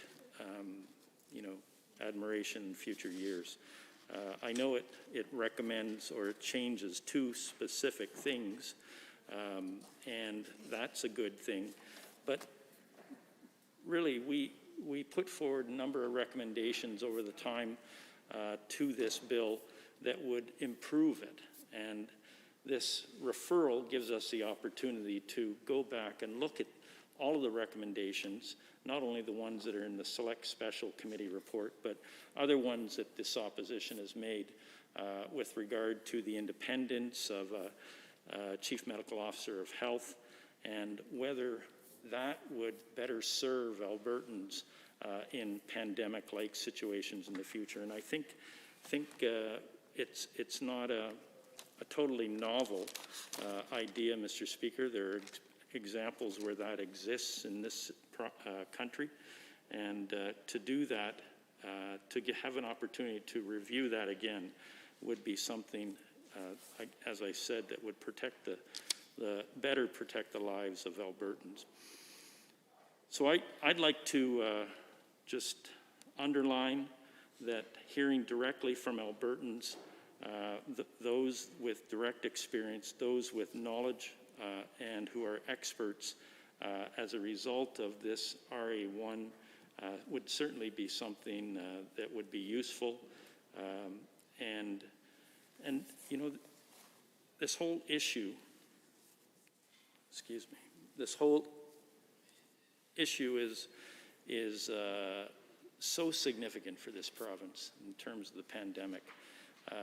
We have to take the opportunities with each other to make sure that we are doing the utmost to ensure Albertans are supported, protected, and have everything they need to weather this pandemic that is wreaking havoc not only on people's personal physical health, but on their emotional and economic health.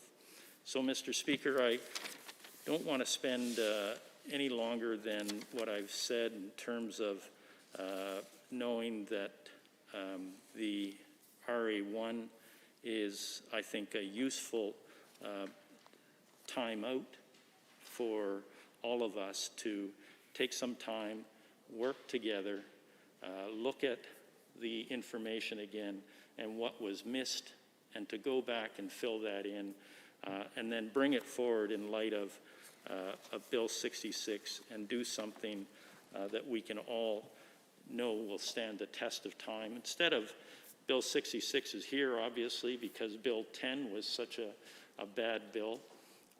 We need to be able to do better on our first efforts with regard to the legislation in this province, and not just treat it as, you know, we've made a mistake here, we'll bring something back, we'll fix it, and iterate and iterate and iterate when we've got the pandemic raging in this province. As my colleague said, I think there are 1,400 infections reported, about a 10% positivity rate. This is serious, and the variants are growing. So we really need to get this right, Mr. Speaker, and we haven't got it right yet. So with that said, I'm going to take my place. Thank you, Honourable Member. 29-2A is available, and the Honourable Member who caught my eye is the Honourable Minister of Justice and Solicitor General. Thank you, Mr. Speaker. Mr. Speaker, I just wanted to very quickly, respond to some of the comments that I have been hearing from the members opposite, especially the member from Edmonton Glenora and the member from Calgary Buffalo on this RA1 with respect to Bill 66. And if you carefully listen to the summation of their commentary, it is that we have not consulted on this particular bill that is before the floor of this assembly. And, Mr. Speaker, we govern as a government at the instance of our people, the citizens of Alberta. And many of us know that when Bill 10 was put in place, there was a public concern. It's important that we remember how we got here and what was it that the people of our province wanted us to fix. And I know that the NDP and the members opposite would seize every opportunity to play the usual politics on virtually every single matter.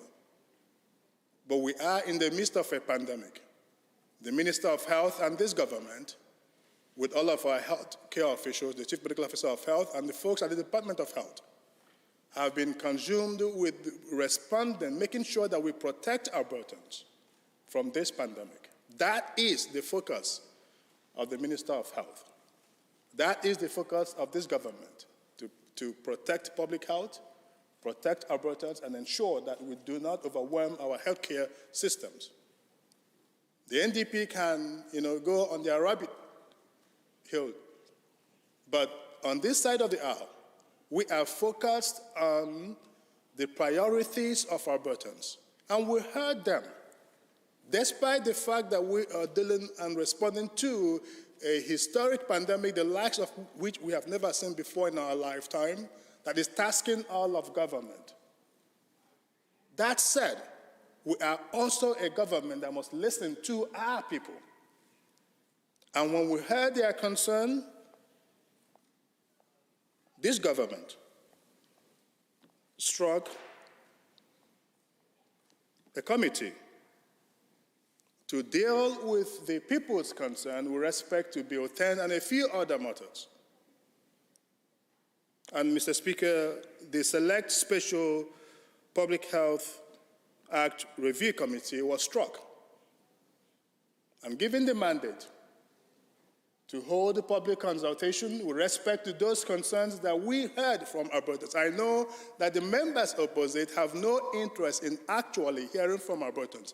They like to pretend and talk about it, but in the end, that's not their priority. And we saw that with Bill 6. We saw that with carbon. We saw that with the carbon tax. We saw that, we lived that in the entire 4 years that they governed. They had no interest whatsoever in actually listening to the people, except for the people that they want to listen to, their own special interests, their allies. not the people. We must make a distinction between listening to the people, our people that sent us to this assembly, and the NDP special interest that have interests far beyond that of the people that have elected us. And Mr. Speaker, this bill and the committee received more than 600 written submissions from the people of Alberta.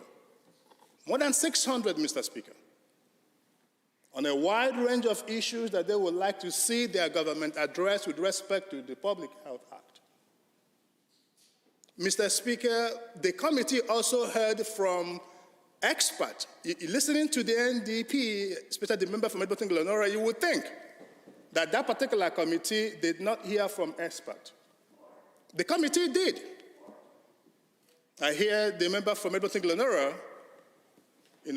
heckling, but they heard it from the expert. Thank you, honourable member. Are there any members wishing to join debate on RA1? I see the honourable member for Calgary Mountain View has risen. Thank you very much, Mr. Speaker. I'm happy to rise and speak to this amendment. I think it's important that we take the time to consider this bill thoroughly, especially in light of its history. And what I'd like to address first in discussing its history is the comments that were just made by the Honourable Minister of Justice, because it is not correct that there was public consultation before Bill 10 was brought in. There wasn't only not public consultation, the bill went through the House in less than 48 hours. So that's like an unprecedented level of lack of time for the public and media and everyone else to have scrutiny of a bill. So for the minister to say that there was public consultations before Bill 10 was brought in is just, I'm afraid, false. And I think it's worth pointing that out. Because this bill, in my view, the reason we ought to take the time to reconsider it in this way is because we risk making exactly the same mistakes that were made then. At that time, the opposition raised concerns, members of the public raised concerns, and this government didn't listen. They rushed the bill through the House anyway, despite the fact that scholars and constitutional experts were saying, this is not a good idea. Now, there has certainly been a debate over whether or not this expanded the powers which existed previously. I certainly think that it did expand those powers significantly. But either way, the bill that is before us today is repealing not only the expanded powers brought in by Bill 10, but the previously existing powers. So whether or not the claim by the government is that they ought not to have expanded their unconstitutional powers, or that they were merely clarifying those powers, they have now reversed that position in this bill, and reversed that position such that they are removing both. And that's fine, but I think it's worth sort of looking over the history of this thing, because in addition to doing that, which incidentally, Mr. Speaker, was not a recommendation of the committee, this is the thing that I find so interesting, is that I sat on that committee and members of the NDP caucus made these exact recommendations, and members of the UCP caucus used their majority to reject them. Now, I think it's delightful that the government has admitted that they were wrong and we were right and has brought this legislation before this place. That's how democracy is supposed to work. But no explanation really has been provided for that reversal of position. I mean, not that the government tends to explain their reversals of position, but, I guess the whole point of legislation is when we know better, we do better. And this government sort of just turning up and saying, oh no, this is always what we believed, well, that transparently isn't the case. I think it's worth talking as well about what the committee did and did not do. Because, as was mentioned by the member for Kananaskis, was earlier today or yesterday, it all sort of blurs together at a certain point, but mentioned that, this was the first public health crisis to occur sort of under this act. It was the first sort of real test. And the Act's been around for a long time, Mr. Speaker. Like, it's legitimate that the government has to make updates to it. This is an old Act, and things change. That's why the legislature needs to continue to exist. Laws can't remain static in time. They need to be changed. They need to be updated. And so, we're here changing that law, and that's fine. But I think when we talk about, the committee that was sort of struck to deal with this overreach on the behalf of the government, that committee was barred from any consideration of how the Act interacted with the real world. Now, I'm all for academics. I think academics are very important. But I think at a certain point, when we're talking about what we do here in this place, it affects the lives and livelihoods of everyday people in this province all the time. And so we can't just consider things in a strictly academic sense. We have to consider the practical implications of those things. And so to suggest that one can somehow consider the sort of academic aspects of this Act, as the UCP suggested, without considering the impacts that has on the lives and livelihoods of the everyday people walking around in this province, I think is just wrong. I actually think that is a distinction without a difference, if you will. But nonetheless, the decision was made in that committee to avoid having that conversation. And had we had that conversation in the committee, I think there are a lot of the aspects of the Act that might have come under review that ultimately didn't wind up being touched here. I think potentially the committee might have changed its course and recommended the changes that we ultimately see in this bill. And it did recommend a lot of the changes, I want to be clear. It did recommend a lot of the changes, but the changes to Bill 10 were not recommended by the committee. And so, yes, it's true that the committee received about 600 submissions, but I mean, having done an extensive public consultation on the cannabis file, 600 isn't a lot. This is a province of over 4 million people. So 600 is sort of a comparatively small number, especially since some of those weren't even coming from in province. So I think it's possible to consult a lot more broadly. I also think the committee could have done, and this has been done in many committees before, where the committee travels, it talks to witnesses, it talks to different people, but it didn't do any of that. We had only 4 people appear before the committee. The explanation at the time was, well, these are just the first 4, but we can have more people. But then the committee was delayed and delayed and delayed and delayed because nobody wanted to turn up for work. And eventually, we didn't have time for additional people. And so we lost out on a lot of things. And as a result, I don't think this bill does everything that it could do. I think it's worth discussing as well a portion of the bill that was not only not recommended by the committee, but was, to the best of my knowledge, not considered by the committee. And that is a portion dealing with the idea of having the power to recover costs of enforcement. Now, I have mentioned this before. This is a complicated thing. I'm not suggesting it's necessarily bad. I think there are a lot of instances in which enforcement fails, particularly against sort of larger corporate entities, because the fine for doing the thing that you're doing wrong is very small by comparison to the cost of actually doing the thing right. And the result of that is that doing the thing wrong just becomes the cost of doing business. And sometimes you get caught, and sometimes you don't. And if you do get caught, you pay the fine. But it still wouldn't be as expensive as using proper procedures and respecting the laws. And so I don't want to write off these provisions because I don't necessarily know that they are bad.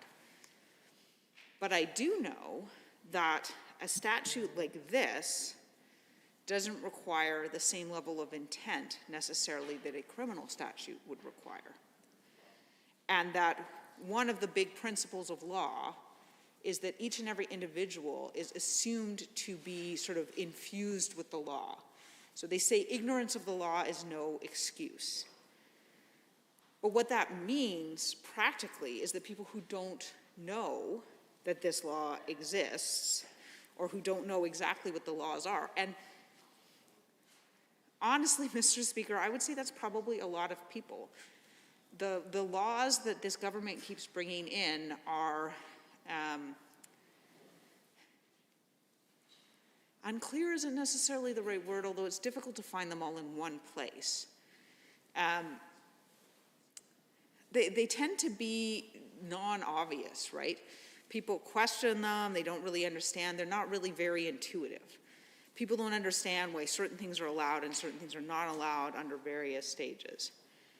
And so I think it's entirely possible for someone to break this law without knowing that they are breaking the law. So they have done the thing intentionally, they've done the act in question intentionally, but they didn't know that that was the law. And so in such a situation, depending on the enforcement cost, this person is now being charged a significant amount of money potentially significantly more money than is on the face of the legislation. So there are fines written out on the face of the legislation, but they could be charged like orders of magnitude more than those fines are worth for breaking a law without really knowing that that was the law. And especially in this world of sort of changing laws, I think that's a concern. Now, the question is, how is this used, right? Because just because something exists, it doesn't mean it's always going to be used. So if it's used in a very flagrant instance, like say Grace Life Church, which certainly I think this government has indicated is a situation in which this might be used, those are people who are sort of intentionally and flagrantly violating the law. So maybe it's called for. But, I mean, will it only be used in those situations? It's not clear. And so I think we should take the time to consider it, particularly in light of the fact that this was not an issue that came before the committee. This was not an issue that was debated at the committee. This is once again something that sort of the government is bringing into the House and sort of trotting out. And there hasn't been a lot of explanation from the government side on how they intend to use those provisions. You know, certainly they have mentioned Grace Life Church, but there are other examples. So it would be nice to have that clarity. It would be nice if the government members would stand up and provide that clarity on when and how this is going to be used. And yes, I understand that individual enforcement decisions are made by law enforcement, not by politicians, and that is the way it should be. But that doesn't mean that there will be no direction provided, right? And direction isn't provided in the legislation. I get that too. Direction is provided by other means in regulations or procedural orders or ministerial orders or all sorts of various things. But the point is that clearly the government had some intention when this provision was included. So it would be helpful to this House, I think, if they could sort of share a little bit more of that so that we are able to understand what exactly it is that's going on. And another thing I think worth noting about what the committee did and didn't consider, as I mentioned previously, I continue to think that analyzing the act, but extracting that from how it operates in reality. So saying that, oh, we can talk about the act, but we can't talk about the impacts that the act has on actual humans wandering around out there in the world, is a sentence that doesn't actually have a lot of logical significance to it. Like, I don't think it makes, we understand all the words in the sentence, but I don't know that that's really a thing. Anyway, I think as a result of that, we missed a real opportunity. And that opportunity was specifically to consider how this act interacts with occupational health and safety legislation.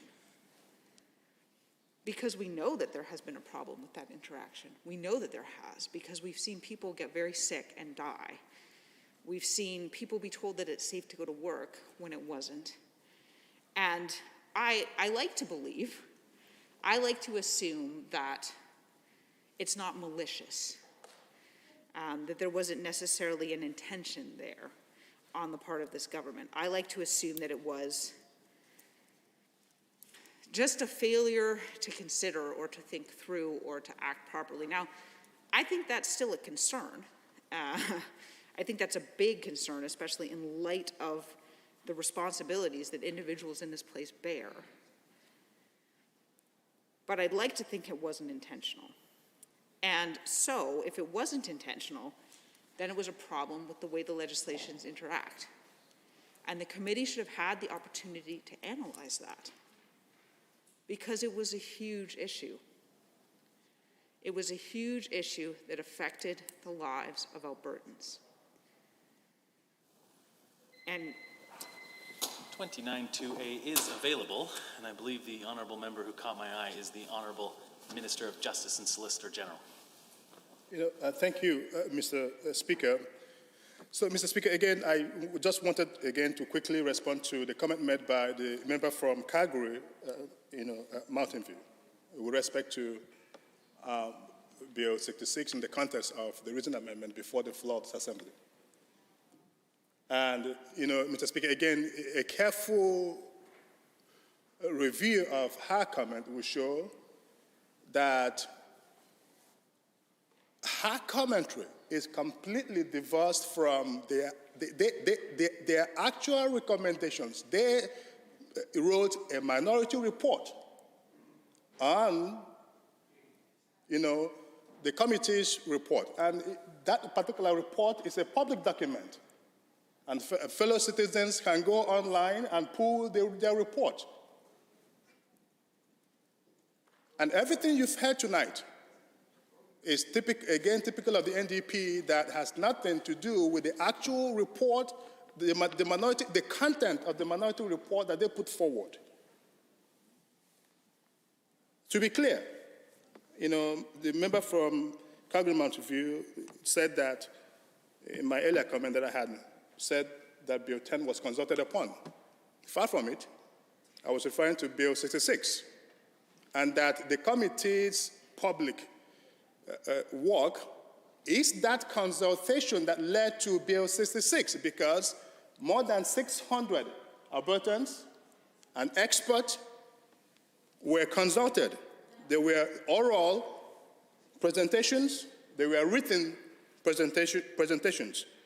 In fact, Mr. Speaker, if you take a look at the actual committee report,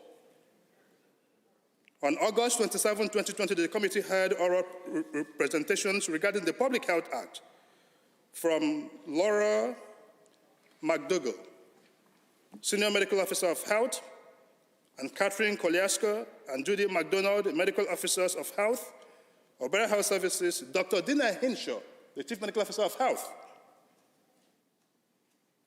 Michelle Cohen from the Justice Center for Constitutional Freedoms, and Michael Bryant, Executive Director and General Counsel, Canadian Civil Liberties Association.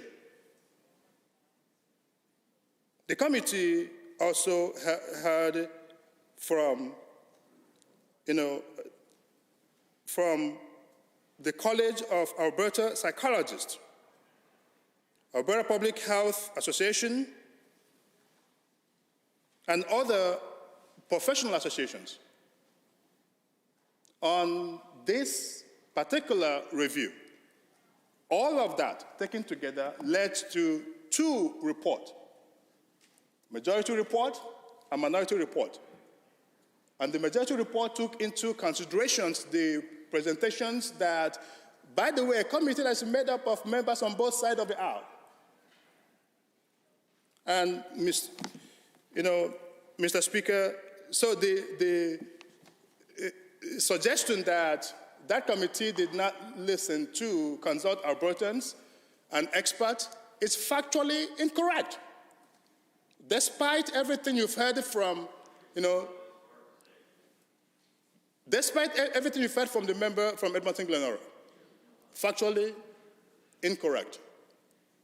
And so, Mr. Speaker, I would have the opportunity to speak to the content of the bill before this assembly in the context of the concerns that Albertans, not special interest, not NDP special interest, have on Bill 10 and the issues that led to that committee being set up, and why all of that have been reflected in Bill 66.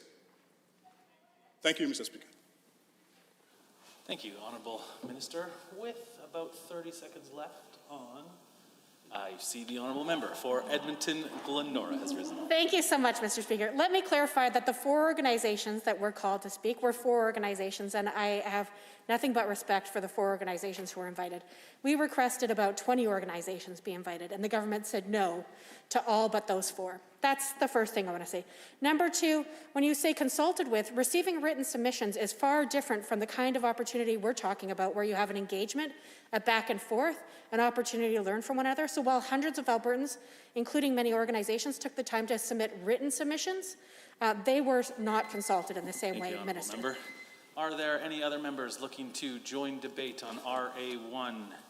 Seeing none. On the amendment RA1 as proposed by the Honourable Member for Edmonton Melwoods, all those in favour of the amendment, please say aye. Aye. Any opposed, please say no. No. That is defeated, but a division has been called. Call in the members and ring the bells.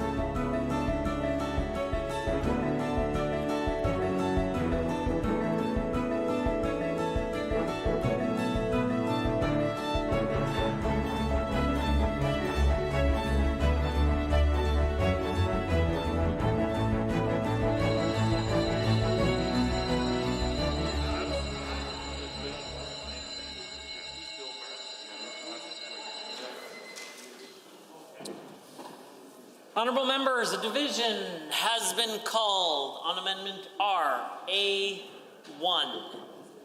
All those in favor of the amendment, please rise.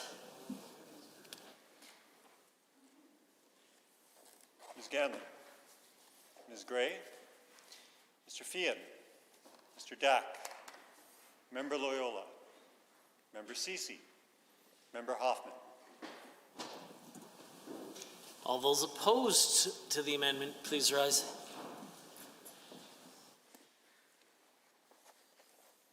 The Honourable Mr. Madu, the Honourable Mr. Luan, the Honourable Mr. Glubish, the Honourable Mr. Wilson, Mr. Getson, the Honourable Mr. Hunter, Mr. Scow, Ms. Goodridge, the Honourable Minister LaGrange, the Honourable Ms. Pond, Mr. Guthrie, Mr. Yao, Mr. Reid, Ms. Rosen, Mr. Turton, Ms. Glasgow, Mr. Godfrey, Mr. Rutherford,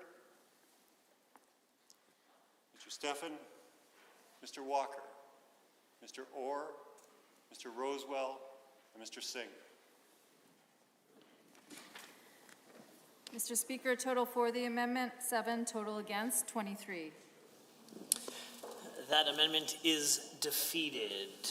Honorable members, before the Assembly, second reading of Bill 66, the Public Health Amendment Act 2021.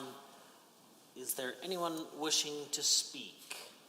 The Honorable Member for Edmonton-McClung. Before I do, Honorable Member, and I'm not sure, perhaps the Deputy Chair of Committees mentioned it, but my countdown clock here at the chair is not working, and the table is giving me the indication, but I know that I like to provide often some heads up to speakers about time remaining. I will be unable to do that this evening for you, so govern yourselves accordingly. The Honourable Member for Edmonton-McClung. Thank you, Mr. Speaker. I'll miss that, that handy guidance, but certainly will take a look at my own timer, Mr. Speaker, as we consider Bill 66 and the Public Health Amendment Act 2021 this evening in the legislature. And Mr. Speaker, I'd like to make note of a recurring theme that I believe I've mentioned in speaking to other amendments to Bill 66, and that is a theme of getting back to the drawing board. The whole reason that we are here this evening, Mr. Speaker, is because the government found it necessary to go back to the drawing board as a result of their disastrous Bill 10, which caused an uproar that even they couldn't withstand, and obviously decided a rewrite was necessary, and committee work was done. They not necessarily respected the committee process because they didn't hear from those people that the opposition wanted to call forward, and there were only 4 respondents that were allowed to be heard before the Special Select Review Committee. But, Mr. Speaker, back to the drawing board is what resulted after the committee made its report and the opposition made their minority report, and we find ourselves in the same type of position with respect to Bill 66, which was an attempt to right the wrongs of Bill 10. And in fact, what we're saying to the government with respect to Bill 66 is it's time to go back to the drawing board again. We don't think that Bill 66 has gotten it right. And I think it can be easily said, Mr. Speaker, that a government is judged by how it performs during a crisis, during an emergency, when its talents are most required by the society they serve, and when its energies and its brain power needs to be focused intently on rising to the occasion. And I would have to say, Mr. Speaker, that I believe this government has failed miserably, especially during this pandemic, when we have them currently going back to the drawing board to correct the wrongs, I should say, of Bill 10, and Bill 66 has not really satisfied that. It's actually created more problems than it seeks to solve. So Mr. Speaker, I don't believe that we should be doing anything with this Bill 66, Public Health Amendment Act, except, once again, asking the government to go back to the drawing board. So therefore, what I'd like to do is move an amendment, if I may, and ask that I might just have you pause momentarily while we get the copies of the amendment to the page, Of the course. table, and then we'll proceed.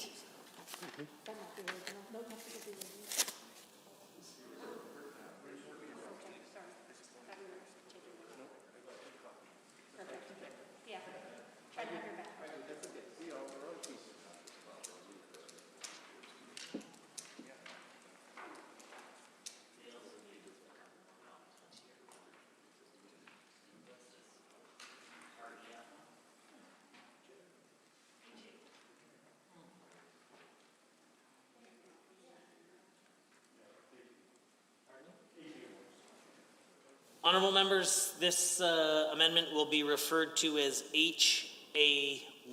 The Honorable Member for Edmonton-Decorah. Thank you, Mr. Speaker. I'm pleased to speak to the amendment HA1, and as I mentioned in my preamble, speaking about the bill itself, Bill 66, the Public Health Amendment Act. We on this side of the House believe firmly that, once again, the government has got it wrong, that the effort to right the wrongs in Bill 10 that Bill 66 tries to address falls completely short of the goal, and that what Bill 66 proposes to do, the Public Health Amendment Act, it's a hoist amendment, and what I'll do now is read the amendment, and the amendment should read that I move that the motion for second reading of Bill 66, Public Health Amendment Act 2021, be amended by deleting all the words after that and substituting the following. Bill 66, Public Health Amendment Act 2021, be not now read a second time, but that it be read a second time this day, 6 months hence. In other words, Mr. Speaker, we're asking the government to clearly go back to the drawing board and really think this through once again in the light of the discussions that we're having here tonight, and the remarks and the efforts of Albertans to get through to this government to say that the Bill 66 itself is a failure in terms of addressing many of the shortcomings of Bill 10, which is purported to fix. And I hope that the time will be well spent over the next 6 months by the government in taking every effort possible to look at what the public is saying and to really regard closely, Mr. Speaker, what the stakeholders who hoped to make presentations to the Special Select Committee on the Public Health Act hope to get through to the government, really try to make an effort to hear them out, because in that platform, which was an opportunity, was supposedly an opportunity for the government to plainly hear from stakeholders, they chose instead to block them. And what's unfortunate is that this is a very consistent pattern of behavior by this government. When we get into the committee system, the government chooses not to hear respondents to particular bills when it pleases them not to, and if it does, well, of course, they welcome with open arms those respondents that suit their purpose. But that's not how it's supposed to work, Mr. Speaker. It's supposed to work in an open, transparent way where committee systems welcome the respondents on both sides of an issue so that it can be fully aired. And that's what I had expected to find as a legislator, Mr. Speaker, when we bring things before a committee, that we would allow fairness and justice to prevail by inviting those people who wish to respond to a request from the committee to bring forward their views to actually to be heard. And that unfortunately hasn't happened. So this 6-month reprieve, let's say, is something that I hope the government will reflect upon, and in that time, perhaps design a method that will allow them to properly hear Albertans who are very tired of being disregarded and disrespected by this government on this issue of the Public Health Act and Bill 10 and the amendments thereto at a time frame when there shouldn't be any question of political interference in trying to come to the right conclusions about managing the pandemic and managing the jurisdictional regulations that the government sees fit to give itself in order to enforce the Public Health Act during the pandemic. So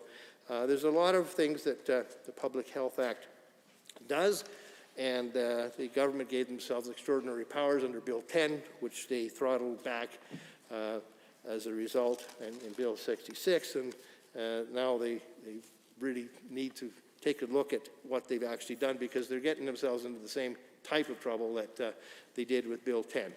And I don't know if I want to belabor this. Certainly wanted to point out to the House that we see the same issues accruing to Bill 66, the Amendment Act, which was supposed to right the wrongs of Bill 10, that Bill 10 itself had suffered. So the same questions in many cases prevail, and I'm hoping that 6 months hence there will have been an opportunity for the government to have consulted with those stakeholders and members of the public and engaged public opinion with respect to enforcement of the Public Health Act, so it's such that they will come back with a revised piece of legislation that really reflects the desires of Albertans to have a government that looks at the Public Health Act as a way of protecting them and doesn't, in an overbearing way, strip away rights, but also finds the right balance in terms of making sure that the Public Health Act is able to protect Albertans who really wish to avoid contracting COVID-19.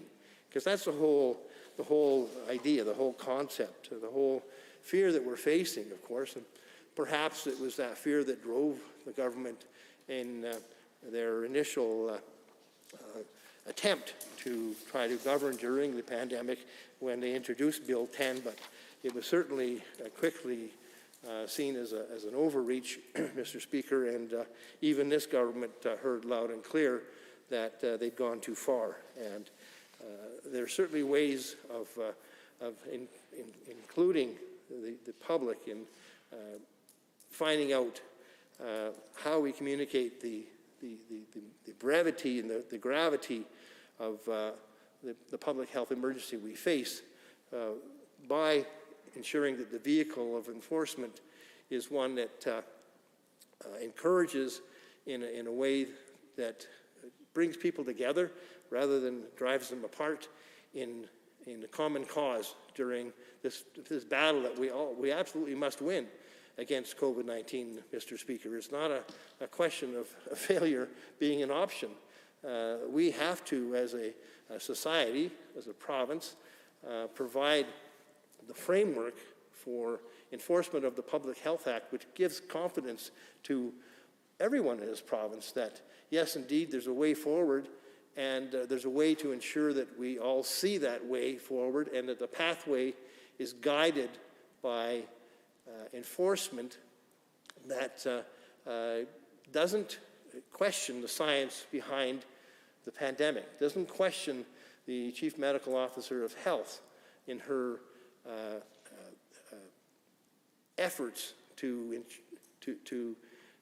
bring forward the measures that Albertans need to follow in order to be safe, in order not to transmit the disease from one to the other, in order to make sure that the enforcement measures are respected and that the basic rights of people to be healthy and be safe are something that everybody understands as a responsibility to take unto themselves individually and also as a civil goal as well.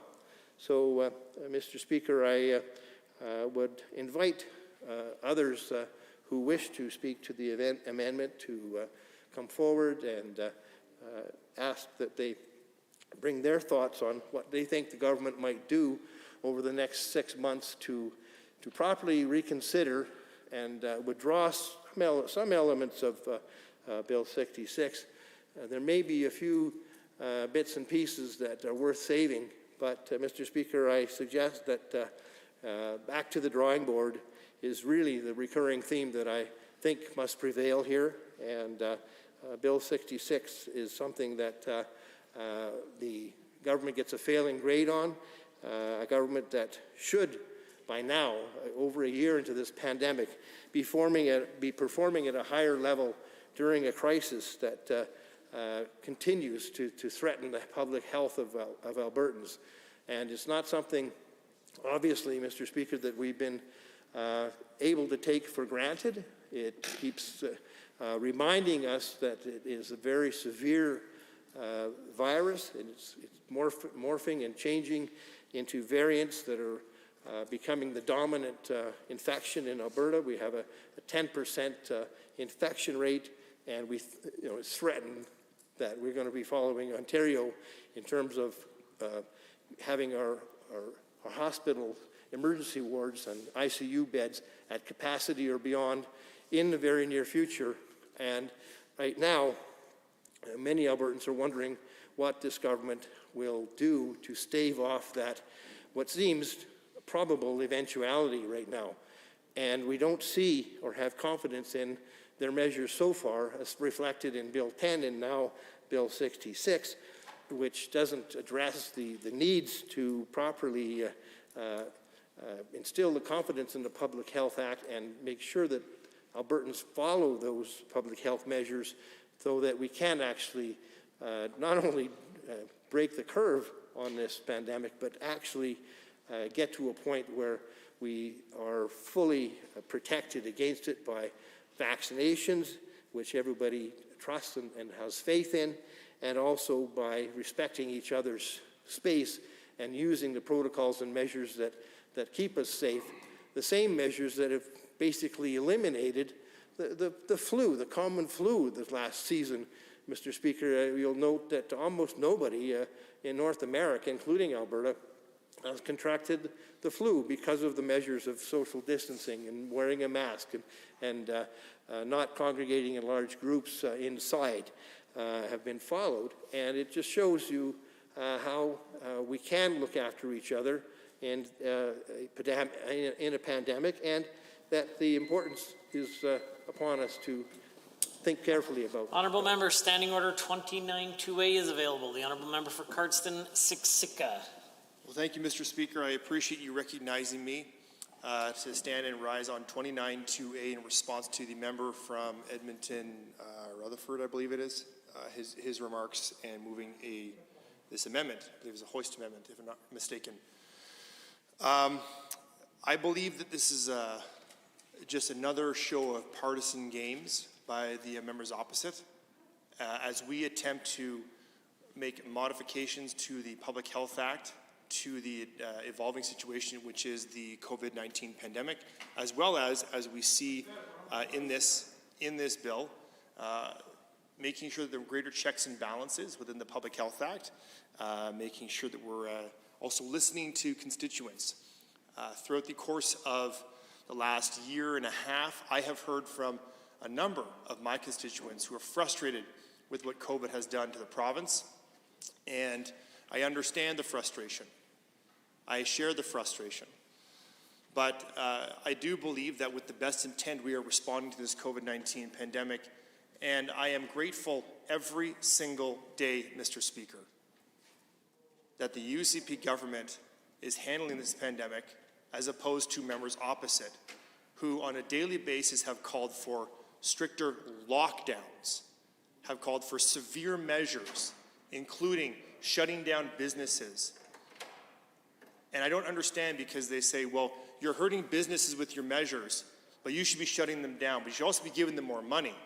And we're doing everything we can to respond to this pandemic, Mr. Speaker. And I understand the frustrations opposite, but again, this Public Health Act, this bill, which is the Public Health Amendments Act, is an attempt to respond to many of the concerns that we are hearing. And so to have the members opposite continue to play partisan games by using procedural amendments to these bills, frankly, it's quite discouraging.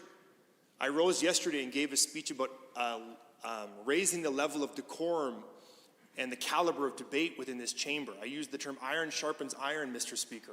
I don't understand why that speech fell on deaf ears from members opposite when we are here acting on the best, what we believe is the best interests of Albertans. But it is unfortunate that I see oppositions across the country working in lockstep with the governments of the time to respond to the pandemic within their own jurisdictions, except Alberta, Mr. Speaker, where we see on a daily basis partisan shots being thrown across the aisle and through the media with a tremendous amount of falsehoods, misleading the public, and it is terribly unfortunate that that's the activity from members opposite. Now, I'm going to be able to speak more to this, but I've simply risen at this moment to respond to the member who moved this motion and encourage all members to vote against this motion, Mr. Speaker. Thank you. Standing Order 29-2A is available. The Honourable Member for Edmonton-Glenora. Thank you very much, Mr. Speaker, and thank you so much to the member for Edmonton-McClung for introducing this fine amendment. I have to say that if the government would have considered slowing down this time last year when they rammed the precursor to this bill, the reason why we're back here, if they would have slowed down then, we wouldn't be here a year later trying to fix it. So I think saying that something should return after the government's actually had time and the people of this assembly have had time to engage with stakeholders is fair and reasonable. I think that the specific pieces of this legislation that have been jammed in after this assembly considered Bill 10, after the committee considered a number of different pieces, and then now there are additional measures, including the piece around including the piece of going after people who are in breach of the orders for financial compensation, is something that the people of Alberta haven't had an opportunity to engage on, and that the government certainly hasn't consulted with folks who, it's interesting because there are members within the government's own caucus within the UCP who are saying that they think the rules need to be changed, or that the rules are too difficult already. And then I imagine many of those same members are going to stand in this place and vote to go after people who are potentially in breach for large financial compensation. So it's you'd think at least they'd want to consult with people around that. They want to consult with people about whether or not the rules are that are in place are safe. Wouldn't you want to consult with them about the financial implications for people who fail to follow them? Honourable members, on Amendment HE1, are there others? The Honourable Member for Edmonton-Rutherford. Thank you, Mr. Speaker. I appreciate, as always, the opportunity to stand up in the House and have a reasoned discussion about the unreasonable plans of the government. It's nice that at least every once in a while there's some thought being brought to the bills. And it's unfortunate that it typically only is from one side of the House, and that's ours. I certainly am standing to offer my support for this hoist amendment because I think that anyone hearing the discussion over the last last few days would certainly see that this government has not taken advantage of the opportunity to them to actually deal with the issues that they could have dealt with. It's not that often that a bill as important as a health bill is opened up in this House. And here again, as we've seen so often with this government, they open up a bill and fail to actually deal with the substantive issues that are currently out there that are governed by this bill. I mean, we certainly are in the most dramatic health crisis that we've seen in my lifetime, and I'm one of the older members in this House. And so I certainly think that it was wise to open up the bill and to ask a simple, basic question, that is, what can we learn from experience? And how can we use that learning to modify the legislation that we pass in this House in order to provide a better situation for members of the province of Alberta? But again, I find myself disappointed that the UCP really consistently fails to learn. You know, I was interested to hear the Minister of Justice stand up earlier and say that they had indeed consulted with members of the public, and they talked about how many people wrote in to address their concerns with the legislation. And he, again, cited the fact that there's obvious concern because people are writing in droves they're writing in about this. So clearly, people are expressing their concern and upsetness about this process. And he somehow seems to think that because so many people are objecting or are concerned and want to speak to something, that somehow already is consultation. It isn't.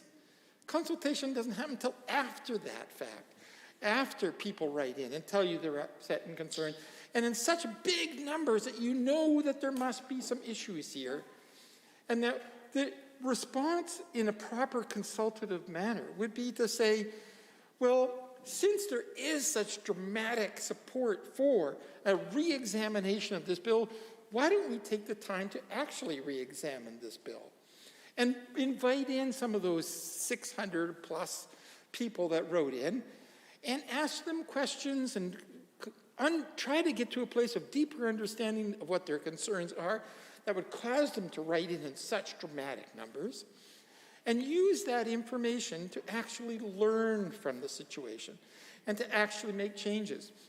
If they had done that in the first place, they would have listened to people like Michael Brandt, who was the executive director of the Canadian Civil Liberties Association, who told them when they brought in Bill 10 that this was a violation of the Constitution. You can't get much more fundamental a mistake than that in a legislature in Canada, that you're actually violating the Constitution. And they were told this by people who have expertise in that area and who came in, not only wrote in, but then subsequently came in, one of the few that was allowed to even speak to it in person.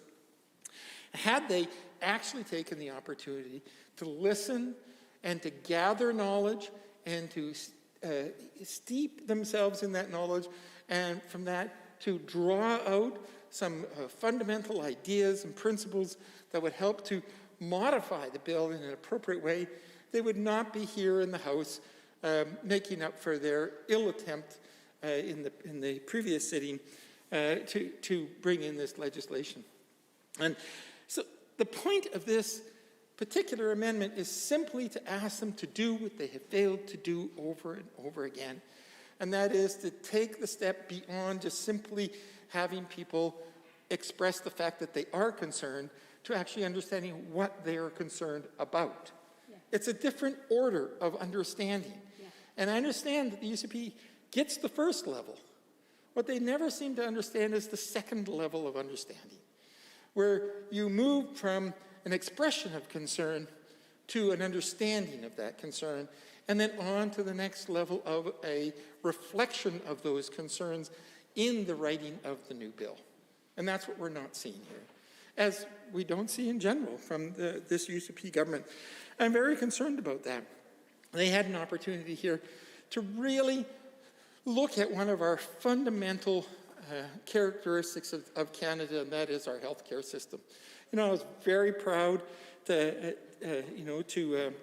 be part of the party that actually introduced the whole idea of public health care into the country of Canada, to champion it, to trial it first in Saskatchewan, and then to help it to spread throughout the country. And now it's become actually synonymous with the identity of being Canadian. I can tell you one time I was walking down the street in New York City and somebody was stopped to ask me if I'd like to donate somebody who was running in an American election. And I kind of laughed and said, well, I'm Canadian. And the first thing they said to me is, oh, that's okay. Well, then their immediate response to me was, enjoy your health care.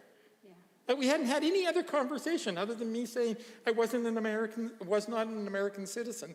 And the first thing they said to me is, enjoy your health care.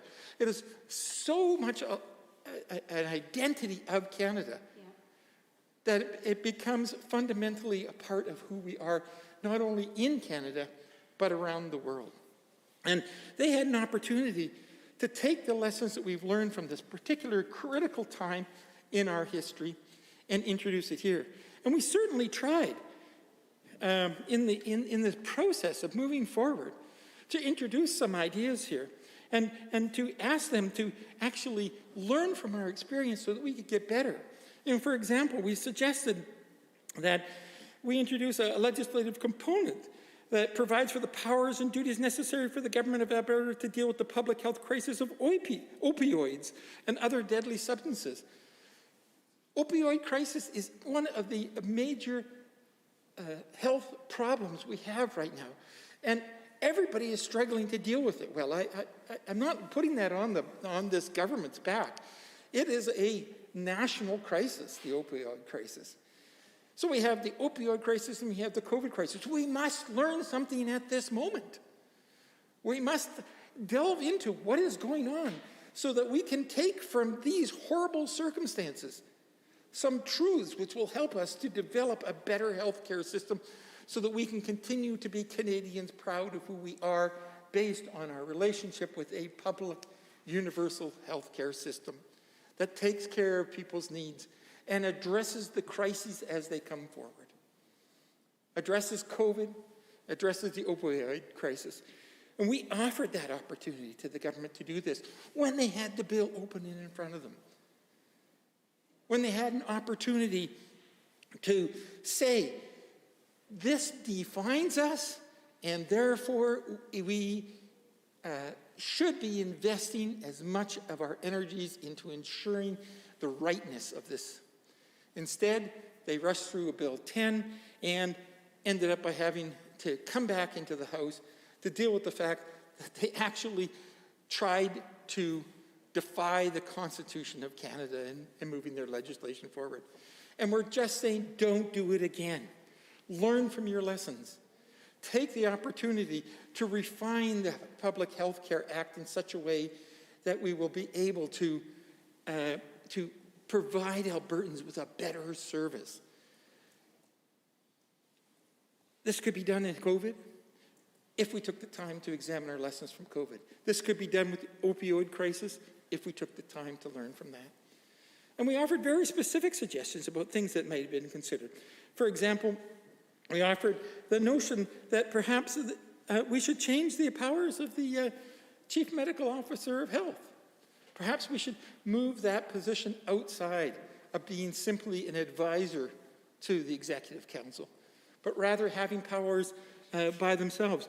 And would they allow us to do that? No, they wouldn't even allow us to bring the Chief Medical Officer back in for a further discussion of her understanding of what's been going on in these times, these terrible times, and to help us understand how we might work with her or whoever happens to be in that position of the Chief Medical Officer to ensure that we are in the best possible position to deal with crises as they come forward, whether it be the COVID crisis or whether it be the opioid crisis. We gave the government an opportunity to do that, and they failed to do that. And so here we are now in the House making a perfectly reasonable amendment. And it's really discouraging to hear, the sort of the deputy whip of the government side of the House say that somehow asking for something as reasonable as this is somehow playing a game. The House was set up to deal with these issues in a particular way, and we are using the mechanisms that have been used in constitutional and Westminster government systems in many countries for many hundreds of years, tried and tested and found to be true. And here they are objecting to the fact that we want to use the appropriate processes in this House to ensure that we have good governance. I mean, a government that does not want to be transparent in its government process and to be responsive to the democratically elected members opposite is a government that really has lost their place.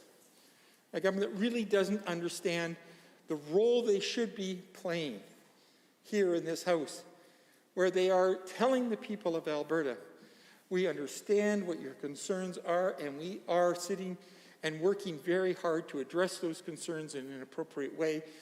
And we are doing so in such a way that we are proud to stand up and defend that.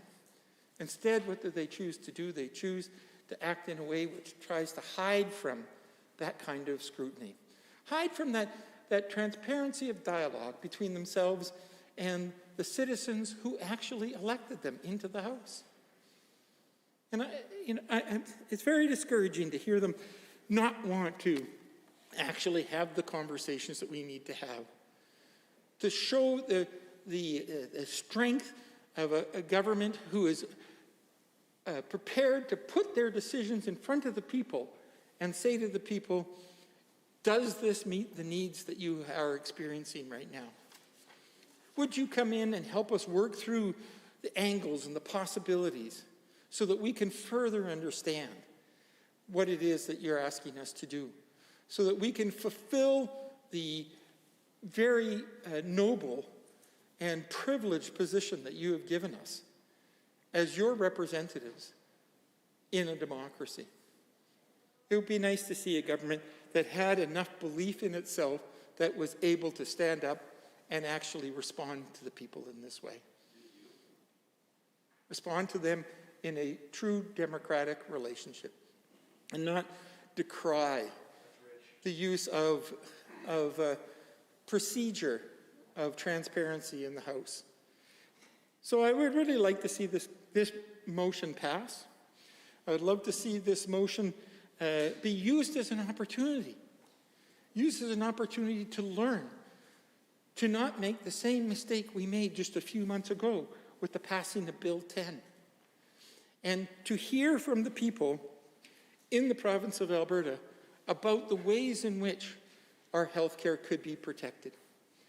We offered an opportunity during this process for the government to actually declare its support for a publicly funded universal health care system, and they did not agree to do that.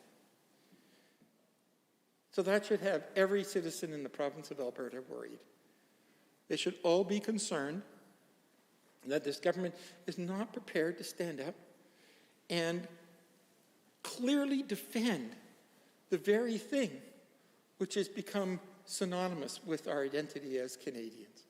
And that is this incredibly wonderful system we derived in this country to provide the greatest amount of health care available to the greatest number of people at the lowest cost and the lowest number of barriers to those people. Wouldn't that be nice? Standing Order 29-2A is available, and the honourable member for Calgary Buffalo has risen. Thank you very much, Mr. Speaker. It's my pleasure to 29-2A, my colleague. And as I was listening to him, I was struck by a number of things he was saying around consultation. And I too will support the Hoist Amendment on the floor before us. And one of the primary reasons that my colleague was very passionate about why we should support this Hoist Amendment is that consultation, the opportunity for consultation exists. It hasn't been taken up. And there are many, many Albertans whose concerns haven't fed into the process that has led to Bill 66. And I wonder about that myself, and I wonder if the views of Albertans haven't been fed in and examined, whose views are coming forward? Is it ideological that we're perceiving a bill written from the perspective of the dominant side, the government side? And I wonder if he could just reflect on that a little bit, and the issues of opioids and COVID, the pandemic, were brought up as well. And I think it's telling that if ideology is shaping Bill 66, it has shaped the response to those significant issues that are affecting Albertans, namely opioids and how they are dealt with, as opposed to the expert views of how things like opioid should be addressed. So perhaps he can address those things. The Honourable Member for Edmonton Rutherford.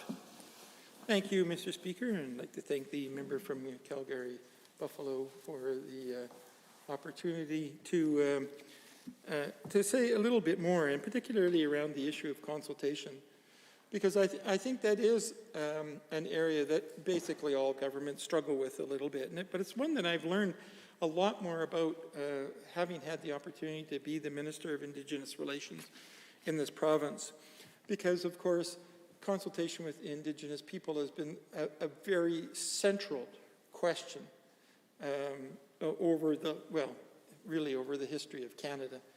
And they are constantly reminding me, quite rightly, that consultation is not just simply about having people say things to you and then going on and doing what you were going to do anyways. Yeah. And then making a decision based on your small sphere of local influence and ignoring the things that are said to you. It's a huge frustration for the Indigenous people in this province. That happens to them all the time. I mean, it's happening to them right now in this House with the bill on Métis settlements, where the minister stands up and says, well, we've consulted because we had 19 meetings or whatever the number was. And they call me on a regular basis. I even said another phone call earlier today from a member of one of the Métis settlements saying, I was physically there when the minister came. And if he calls that a consultation, he doesn't understand what consultation is, because there was no actual dialogue. There was no reasoning out between us, a process of how we were going to come to a mutual understanding and make a change. It was simply a drop by, tell people what's going to happen to them, and then leave. And yet that's called a consultation. And here we are back in the same place again now, where instead of understanding about the role of consultation, and I agree, every government has to do this better.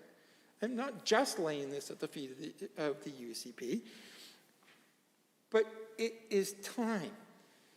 We have been given this invitation by people like the Indigenous people in this province time and time again, and it is time in our history that we learn how to engage in that consultation in a deeper, more substantial way.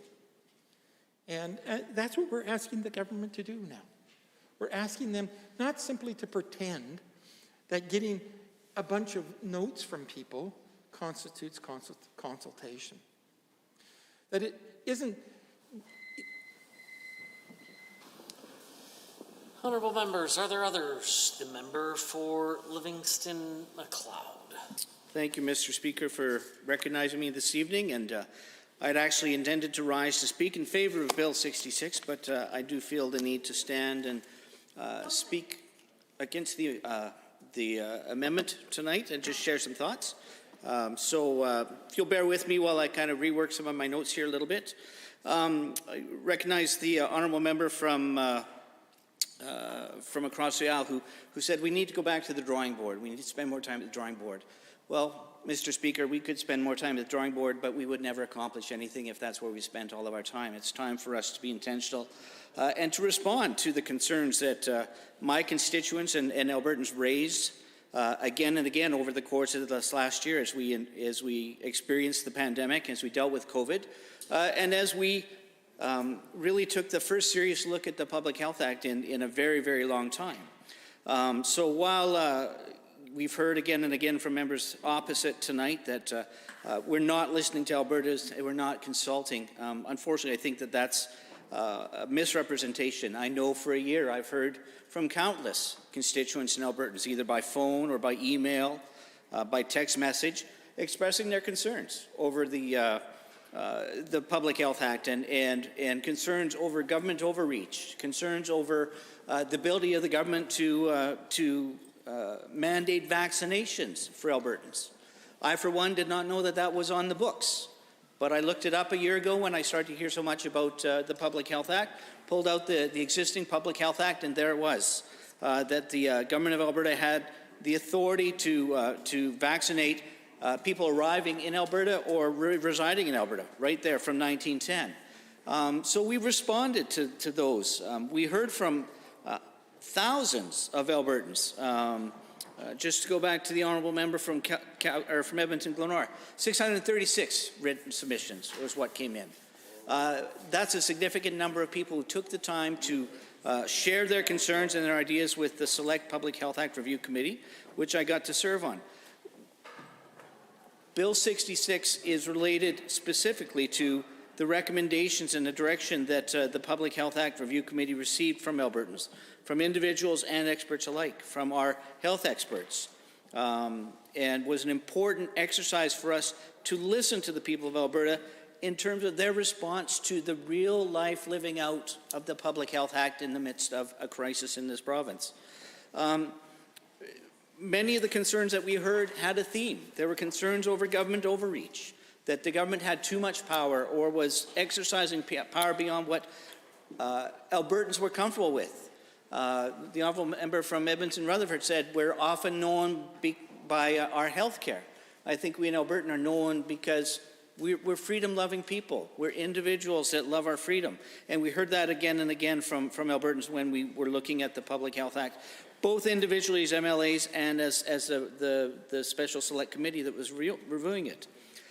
We've heard from countless Albertans that we need to have checks and balances in place that would allow the government to respond in a timely manner to crisis, but also ensure that those abilities for the government to act were also brought into balance so that they wouldn't be overriding the freedoms of Albertans and the personal freedoms and rights of Albertans in this.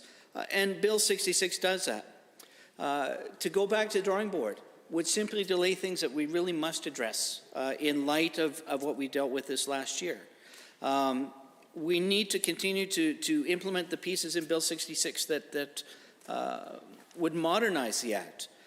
When the Public Health Act first came in, widespread influenza was the reason why the bill was in part put forward. We know today that chronic disease is a much more greater health risk to Albertans than a pandemic influenza or some other kind of virus. So an opportunity to modernize this. This is not a reasonable amendment. We all know that the purpose and the reason behind this amendment is really to shelve the bill. So it's not addressed.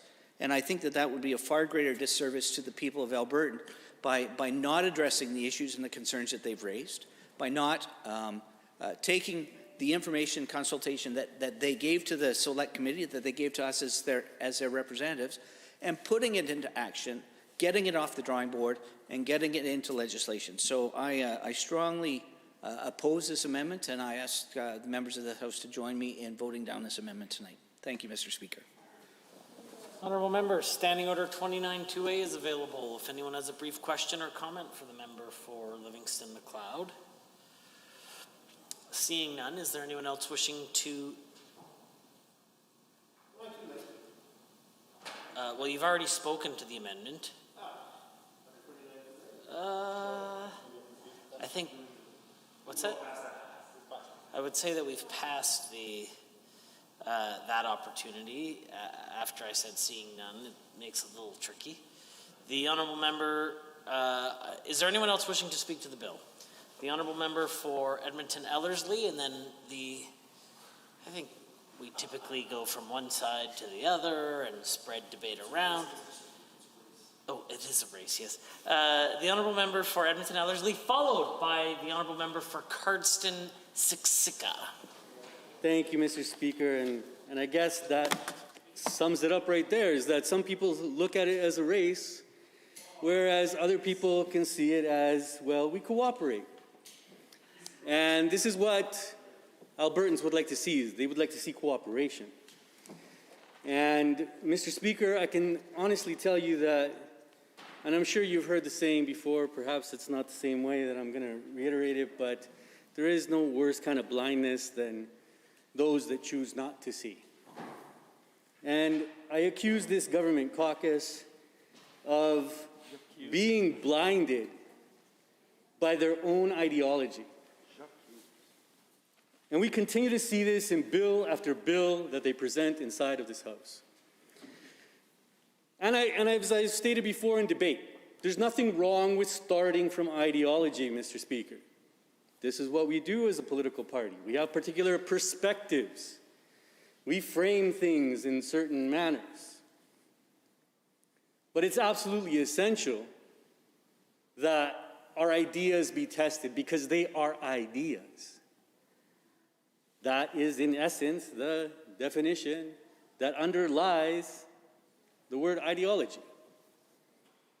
We need to test the ideas that we have that we want to bring forward because these ideas are impacting the lives of millions of Albertans when we come into this House and we put those ideas into pieces of proposed legislation that we then debate inside of this House. Now, as already been stated by several members on this side of the House, my colleagues from the opposition caucus, it's our job. It's our job to come in here, not to be oppositional for the sake of opposition, but to actually hold the government to account and ask them, yes, we know that you're coming from an ideological perspective, but have you tested this? Where's the research? Where are the investigations? Where are the statistics? And this is what we get up to ask this government time and time again, and we are met with silence. Because as I said, Mr. Speaker, I accuse this government of being blinded by its own ideology. Because it seeks to put its own ideology before all else, and that is dangerous. Now, I want to remind the members on the other side of the House that we are indeed here to talk about public health. Perhaps the most important thing, the most important aspect that we need to be debating right now because of this global health pandemic that we're currently living here in the province, throughout the country, throughout the world. Now, under the Public Health Act, we're specifically here to discuss to control the spread of communicable diseases, including pandemics, a publicly available immunization program, and then controls of hazards in everyday environments to support safe food, safe drinking water, childcare, and then personal services and living environments. That's what this bill was designed to do, and we should be debating. Now, I can not see a more important topic, a more important matter to discuss that should be focused on consulting as many Albertans as we possibly can. Now, the member from Edmonton Southwest earlier in debate actually was going on about how our minority report didn't even talk about this, so that we as a government caucus didn't even talk about the fact that not an appropriate amount of people were consulted. So for us and him, and through you, Mr. Speaker, I'll quote directly from the minority report. It says, "The first meeting occurred on June 24th, 2020. the official opposition presented a number of motions that would have invited a wide selection of experts to testify. Moreover, the official opposition recommended that appropriately socially distanced public hearings be held across Alberta. UCP government MLAs voted against every single proposal by the official opposition. In the alternative, they created a subcommittee of the committee dominated by the UCP MLAs that would meet off the record to determine which experts could be called and refine the committee's work parameters. In a peculiar move, UCP government MLAs determined that the committee would not be allowed to discuss the COVID-19 pandemic or the government's response to the pandemic, despite the Public Health Act being the primary piece of legislation governing the pandemic response. It's right there in black and white, Mr. Speaker, right inside of the minority report. Now, I don't know about you, but I would most certainly believe that Albertans would be concerned that on a bill that is specifically supposed to be addressing public health concerns, and even within it, pandemic specifically, that the members of this UCP caucus did not want to consult Albertans throughout the province on this particular issue. What is wrong? And that's why I'm saying that this caucus, this UCP caucus, is being blinded by their own ideology. They'd rather set their own ideology in stone than to actually go out to the people of Alberta and have the people of Alberta share their insights with a committee that I'll remind the House through you, Mr. Speaker, was designed specifically to actually review the piece of legislation that this government had brought forward, that they themselves realized, because of such an incredible outcry from the public, from people of Alberta, that they had to take it back. Not only did the people of Alberta tell them that they had to take this piece of legislation back and review it, the courts decided that it was unconstitutional what they were putting into legislation. Again, another example of this government being blinded by their own ideology. They would rather put their own ideology ahead of the constitutional rights of the people of Alberta. And again, Mr. Speaker, I tell you this is dangerous. Because what is a constitution for? A constitution is there to protect the rights of Albertans. And there could be no more important aspect to the livelihoods of Albertans than public health, especially when we're in the middle of a global pandemic. Now, as was stated in debate prior, and as I'm sure everybody figured out, Mr. Speaker, that I'm speaking completely in favor of this hoist, and that the government should take 6 months to just reevaluate what it's doing. I'm hoping that my comments are not falling on deaf ears, because they sincerely need to reevaluate what it is that they're doing within this piece of legislation. What effects it's going to have on the people of Alberta. Now, as was stated by several members of the opposition caucus, my colleagues on this side of the House, and specifically by the member from Edmonton-Glenora, who actually sat on the committee, she stated that members on the other side of the House, and it's even in and I even just quoted it inside of the minority report, that members from the government caucus refused to go out to the people of Alberta, into their own constituencies, and provide an opportunity for Albertans that they represent to provide insight, to have an opportunity to share their thoughts with the government. And the only question that I have for the government members when I hear that is, what are they afraid of? Because don't forget that we are here to represent the people of Alberta. And yes, I know that we all have our ideologies and our particular way of looking at the world.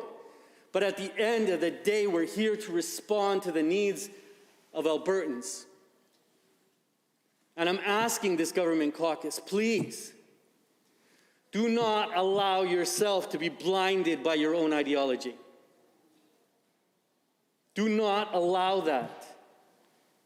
Stop. Take a second look at what it is that you are proposing within this proposed piece of legislation.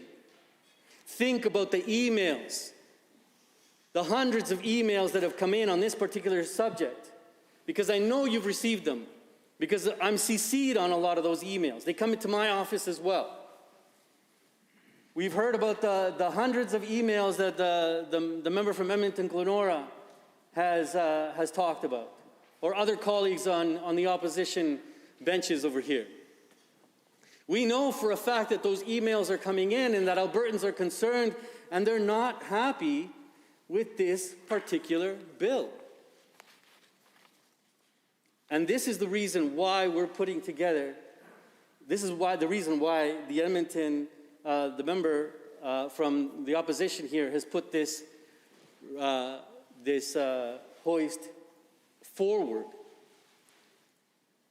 On this specific piece of legislation, because it deals with a matter that impacts each and every Albertan,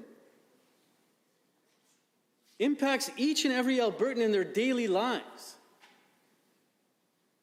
Not only on the regular, but the fact that we're in this global pandemic, it's absolutely essential that we get this piece of legislation right. And that we go, this is the thing, you know, I can't remember the writing from from the government caucus member that just spoke. Livingston MacLeod, thank you very much, honorable member. And, you know, he said, yeah, we need action. Yeah, but we need action and we need to get it right. That's what the opposition is calling on this government to do. There was an entire select special committee put together to actually review this here piece of legislation. And the members of the government caucus that actually participated in this committee stalled for a considerable amount of time. They refused to actually go out to the people of Alberta to consult directly with them, to actually hear the insights of Albertans. And then, as even is stated inside of the minority report, created this subcommittee where decisions were being made and there was no transparency. This government likes to talk about how they're so transparent. All of these are red flags, Mr. Speaker. All of these are red flags and are the essential. I don't even need to make the argument. Just look at that. Just look at all of these factors in the process that has taken place before this House. Anybody will tell you, no, it's not the time to bring this piece of legislation forward. This government caucus has not done its due diligence when it's come to actually going through the process when it was actually supposed to be focused on reviewing the piece of legislation before us. And that is why, Mr. Speaker, it is absolutely essential that we make sure to stop this right now, that we kindly ask the government to please stop, take second thought on this. Standing Order 29-2A is available. I see the Honourable Minister of Justice. Thank you, Mr. Speaker. Mr. Speaker, I want to quickly respond to the member from Edmonton, Ellerslie, on his commentary on this Hoist Amendment, obviously in support of the Hoist Amendment. But, Mr. Speaker, this again is if we're looking for a typical evidence of why the substance of what is before the floor of this assembly does not really matter to the members opposite. All of that submission, all that you've heard tonight, is your answer. The member from Edmonton, Ellerslie, reads off on ideology. But carefully listening to him, you can tell that he is completely disconnected from the work of the committee. He reels off on ideology that he is accusing members on this aisle of. To be clear, the minority report of the members opposite is public document. In a nutshell, they provided 4 recommendations. In a nutshell. In a nutshell, 4 recommendations. The committee was set up to address the concerns of Albertans following Bill 10. We are dealing with a pandemic. That committee work has to address those concerns. Their recommendations, essentially, the very first one deals with the repeal of Bill 10, which Bill 66 have taken care of the concerns raised by Albertans with respect to Bill 10. It is right there in this particular bill before this assembly, the concerns that Albertans had with that particular Bill 10 have been addressed. The second recommendation recognized the importance of universal public health care. Recognize the importance of universal public health care. That is what they would want that particular committee to be dealing with, a committee with the terms of reference, to deal with the concerns that led to the setup of the committee in the first place, completely disconnected from that terms of reference. Number 2, a motion to legislate duties of government to deal with the opioid crisis. This government is dealing with that. We have a full-fledged ministry of mental health addictions led by a very capable, competent Associate Minister of Mental Health and Addictions. We are dealing with that particular issue. That is typical NDP politics. Number 4, that the Office of the Chief Medical Officer of Health be made independent, be made an independent officer of the legislature. In the midst of a pandemic, they want us to distract the Chief Medical Officer of Health that is responsible for managing a pandemic we have never seen in a generation. They would want us to embark on that rabbit hole. That is the NDP. This is what this is all about. There is nothing in their minority report that has to do with the concerns raised by Albertans. Nothing. Everything you've heard tonight is all about their ideological lockdown. It's all about the NDP's power, grab, and control. Nothing.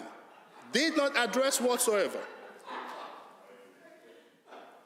Did not address whatsoever the concerns Albertans raised. The majority report tabled 12 recommendations. Each and every one of them dealt with the concerns that Albertans had. And all of those concerns have been reflected in Bill 66, Mr. Speaker. And we have serious business to transact in this assembly. And that serious business is the people's business.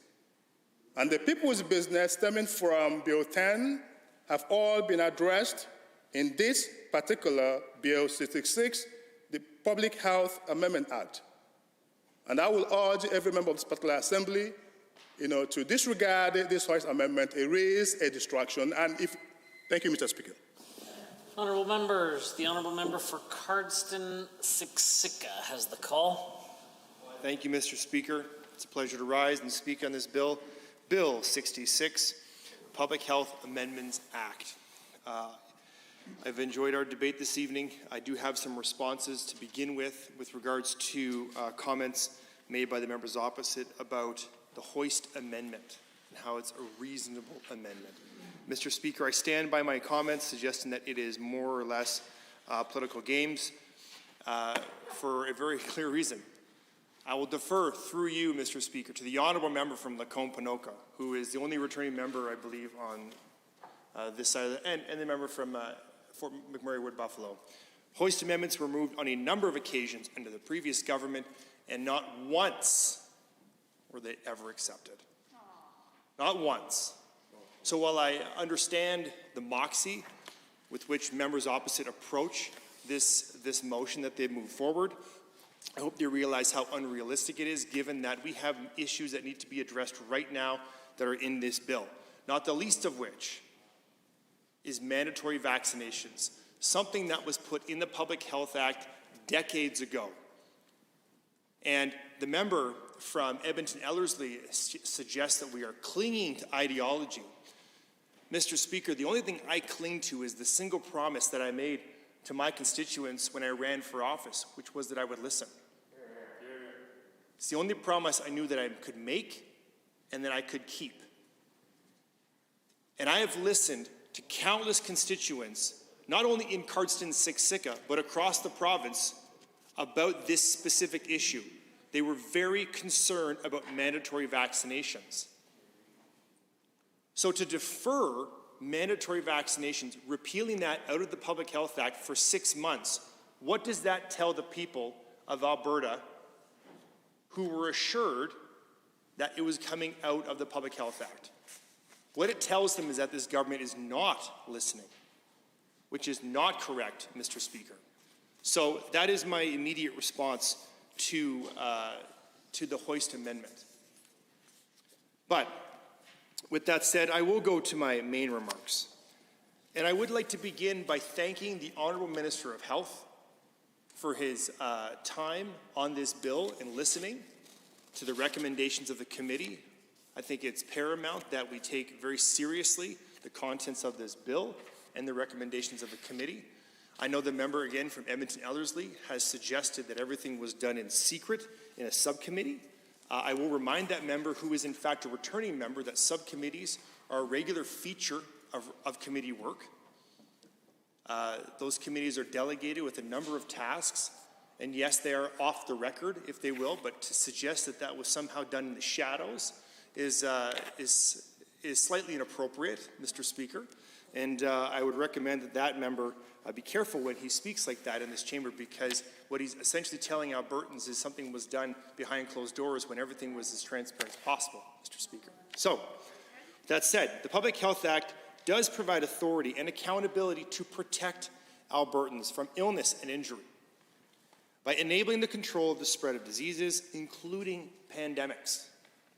It also enables an immunization program and control of hazards in everyday environments to support safe food and drinking water, childcare, personal services, and living environments. On March 17, 2020, Alberta declared its first state of public health emergency in response to the COVID-19 pandemic.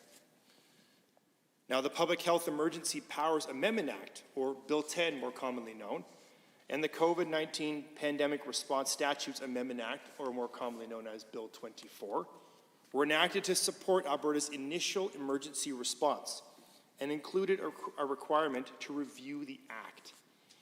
After hearing many concerns from Albertans and the requirement to review the Act, Alberta's government created a bipartisan Select Special Public Health Act Review Committee. During the committee's deliberations, they made 12 recommendations to the ministry about changes needed to be made in the Public Health Act. The committee received 4 oral presentations from 6 speakers. This included organizations such as the Justice Centre for Constitutional Freedoms, Canadian Civil Liberties Association, Alberta Health Services, and from Dr. Dina Hinshaw, the Chief Medical Officer of Health. The committee also received 650 written submissions from private citizens. That is no small number, Mr. Speaker.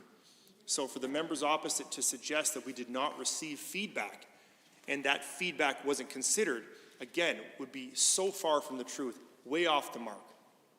Bill 66 will provide a modernized vision of the Public Health Act that strikes the right balance between protecting the health and safety of Albertans during a public health emergency while maintaining the rights of individuals.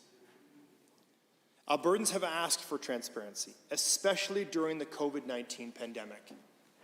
Bill 66 ensures that through any public health emergency, there will be greater public transparency. The proposed amendments in Bill 66 address the recommendations of the committee to protect individual rights. The changes to the Public Health Act will remove the powers of the minister to modify legislation by ministerial order. This was something that I heard a great deal about. Constituents of mine were concerned that the health minister would use this power inappropriately. I believe that Albertans are genuinely, or rather inherently distrusting of governments, and I can understand their frustration with that, and I appreciate that the minister did not use those powers inappropriately, because I trust that minister would not act in such a way. But to ensure that we are being transparent with Albertans, we have moved to remove that power. It also enhances the rights of individuals and adds checks and balances on authorities, and will modernize the Act to reflect current and emerging public health challenges, such as chronic illness. Now, what does that all mean for Albertans, Mr. Speaker? These changes would address public concerns about extraordinary powers that the governments may have while maintaining the ability to respond to public health challenges. It will add clear checks and balances, such as removing the Lieutenant Governor and Council's power to order mandatory immunizations or re-immunization of individuals. Now, Mr. Speaker, while I'm on that point, I'd like to just take a moment and talk a little bit about, again, what I've heard from my constituents. I have heard concern about government's extended power.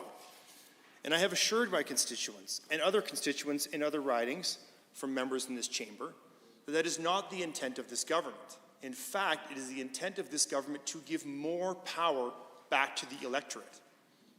But the proof is in the pudding, Mr. Speaker. So first, of course, is this bill, Bill 66, which removes mandatory immunizations from the Public Health Act. And for that reason alone, I will be voting in favor of this bill. It is your choice as a family to decide whether or not to vaccinate yourself. I encourage members of the public to get vaccinated. I will be getting a vaccination myself, but it is your choice. But further to the point of more control in the hands of the public, let's talk for a minute about recall legislation. This was a promise that we made during the campaign to fulfill recall legislation. Again, putting more power back in the hands of the electorate. It was a promise made and a promise that we will keep, without, of course, presupposing the outcome of the vote on that bill. What about, Mr. Speaker, citizens' initiative referendums? Another method by which we're putting more power back in the hands of Albertans. Because Albertans must feel as though their government is responding to their requests, listening to their concerns. It's something we have done, Mr. Speaker. And again, the proof is in these three bills alone. So I'm grateful to all my constituents who sent me emails, who called my office, and who met with me, and to express their concern about these issues, so that I could come to this chamber, stand up here proudly and represent my constituents and say, yes, I will be voting in favor of these three bills, because it's what my constituents have asked me to do, and because they overwhelmingly support these measures. But, Mr. Speaker, the bill will clarify and enhance individual civil rights, such as the establishment of the rights of an individual on being detained to immediately know or to be informed of the location where they are being detained. There are also other amendments, such as requiring the health orders that apply to the pandemic or groups that are published online. Requiring a review of the Public Health Act every 10 years to ensure it is being kept up to date, and supporting a stepwise approach to an escalating public health response by extending pandemic influenza authorities to other pandemics. These changes have been asked for by Albertans. We have listened and we have put it into legislation. Again, very grateful to the Minister of Health for listening. One change in particular, removing vaccination, has been brought to light in my constituents in Alberta, and I briefly touched on that prior. With the COVID pandemic, Alberta's government noted that Albertans should be able to have the freedom to choose that they would like to be administered a vaccination. Although our government supports vaccines that AHS is giving to combat the COVID-19 pandemic, we still believe that Albertans have that right to choose. Under this bill, Alberta's government is going towards a proactive approach to chronic disease health rather than reactive. Chronic disease is the leading cause of death and disability in Alberta, and it accounts for the majority of Alberta's healthcare costs. Currently, the Public Health Act focuses on communicable disease control. It is missing the legislative tools to address chronic disease and preventable injury in our public health legislation. Alberta's new legislation would update the Act so that it would include the legislation foundation and tools needed for a robust data collection, effective monitoring and analysis, and collaborative coordinated approach to programs and evaluation. This would make Alberta more efficient in addressing chronic disease and injury prevention. It would also improve our ability to address the leading cause of death and disability in Alberta and bend the cost curve in our healthcare system. I am proud to see such measures put in place to change the Public Health Act. It takes the advice from the committee and many Albertans who voiced their concerns. I support Bill 66, the Public Health Amendment Act, because it modernizes public health legislation while balancing protection of public health with individual rights. I hope that all members of the Assembly will be able to support Bill 66. And as I have spoken in favor of Bill 66, it should be noted again, if it isn't already abundantly clear, that I oppose the Hoist Amendment, because I believe that, again, the members opposite are trying to delay what I believe to be is a thoughtful and transparent approach to addressing the public health concerns both now and in the future. So, Mr. Speaker, I encourage members opposite, please, don't cling to this Hoist Amendment, as the Honourable Roll Soldier has suggested. Please do not play these partisan games with Alberta's healthcare system. And with that, Mr. Speaker, I move to adjourn debate. Honourable members, having heard the motion as proposed by the Honourable Member for Cardston-Siksika to adjourn debate, all those in favour, please say aye. Aye. Any opposed, please say no. In my opinion, the ayes have it. The motion is carried and so ordered.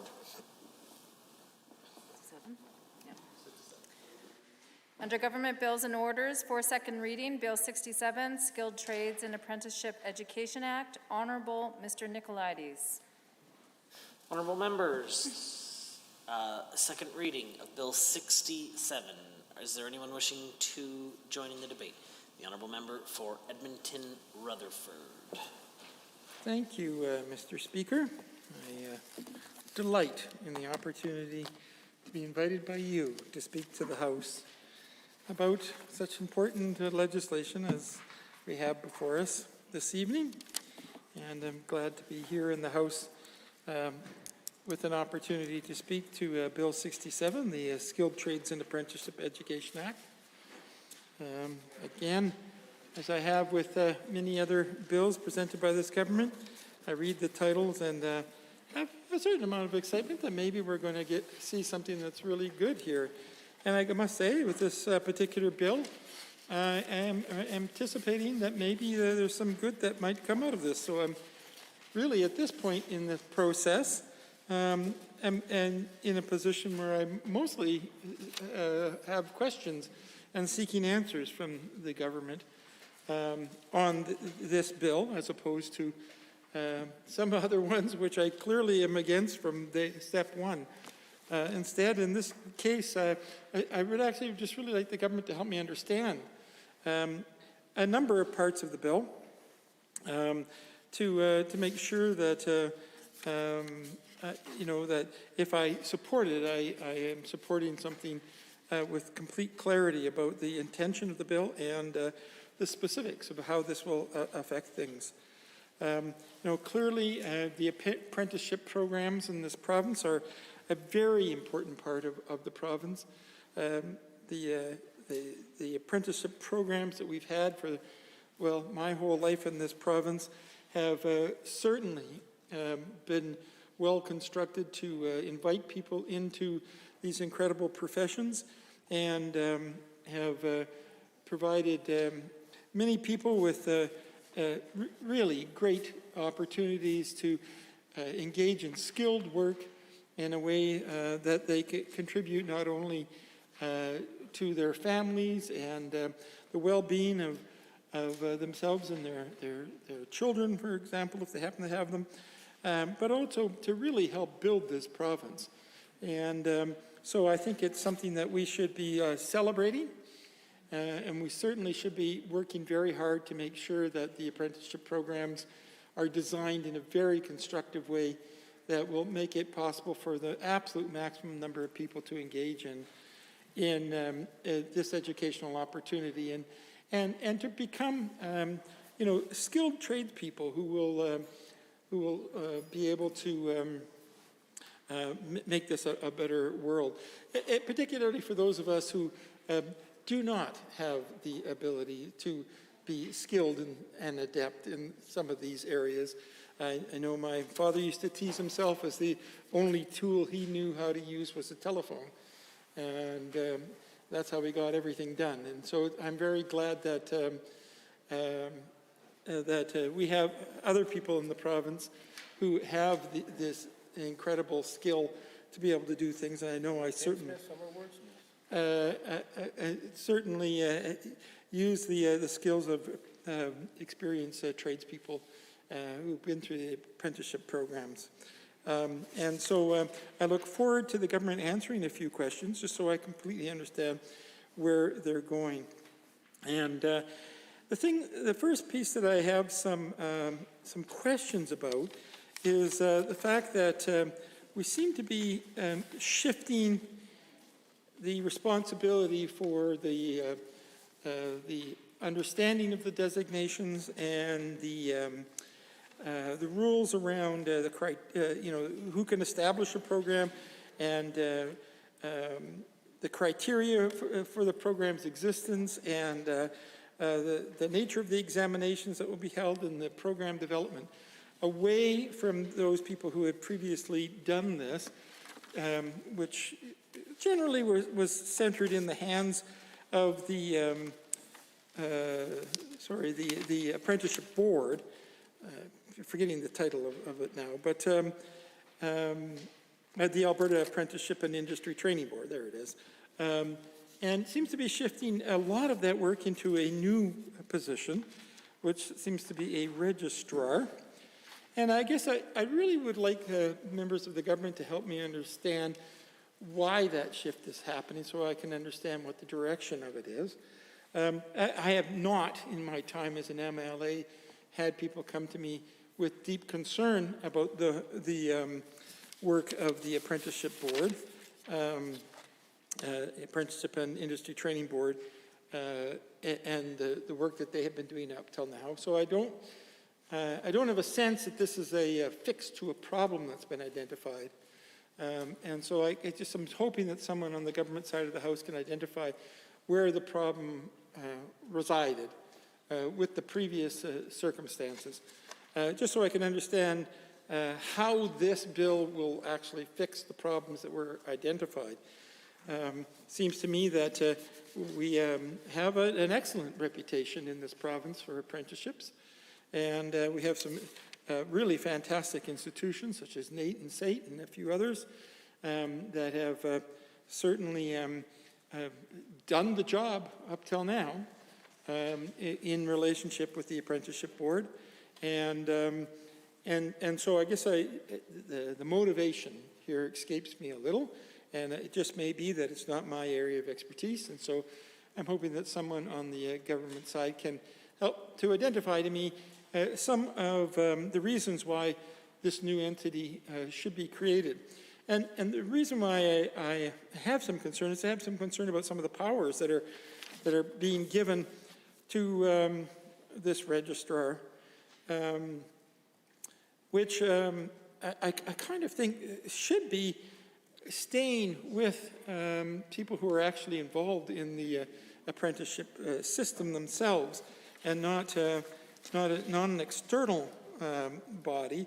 But perhaps I'm not understanding exactly who this registrar will be, so perhaps that's another question that could be answered by members of the government side of the House as to what the nature of this registrar's position will be, and how they'll be appointed, and what kind of qualifications will be sought for this registrar, and is that position a political entity position, or is this an academic sort of position? Is this position a representative of one of the many trades that will be housed under this registrar? I just want to have some understanding of that. And so I'm just inviting members of the government to help educate me in an area that I cannot say that I have deep knowledge. So certainly there's members of my family who are, registered, Red Seal carpenters, for example, and a few other folks in my family. And so I certainly will be going back to those people that I know and asking them about what problem seems to be getting fixed here and how they feel about these pieces. And the more information the government gives me, the more reasonable my questions can be of the people I'll be talking to. So I certainly would like it if they could do that. I do have some concerns about the fact that the government has framed this in a way as if they're somehow going to recognize apprenticeships and trades in an uplifting way through this bill, which seems to imply that they didn't seem to see the trades as being worthy of that recognition up to this time, and I'm a bit confused by that. I just don't know why they feel they need to be elevated at this particular time, because I certainly know on this side of the House we've always reviewed the trades as worthy of deep respect and support. In fact, we have a very long history in Canada supporting people in the trades and in apprenticeship through our party. In fact, giving them positions within our institutions to bring forward their concerns and to make sure that their voice is well respected in the country. So just confused a little bit why the government side seems to have suddenly discovered them and what that's about.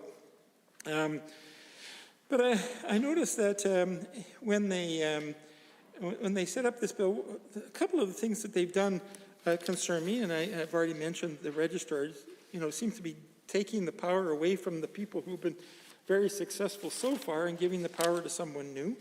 And I noticed also the minister has quite substantial power here in being able to disestablish a program and interfere with programs in a variety of other ways, which again leaves me wondering why they felt that it was necessary to have that kind of power.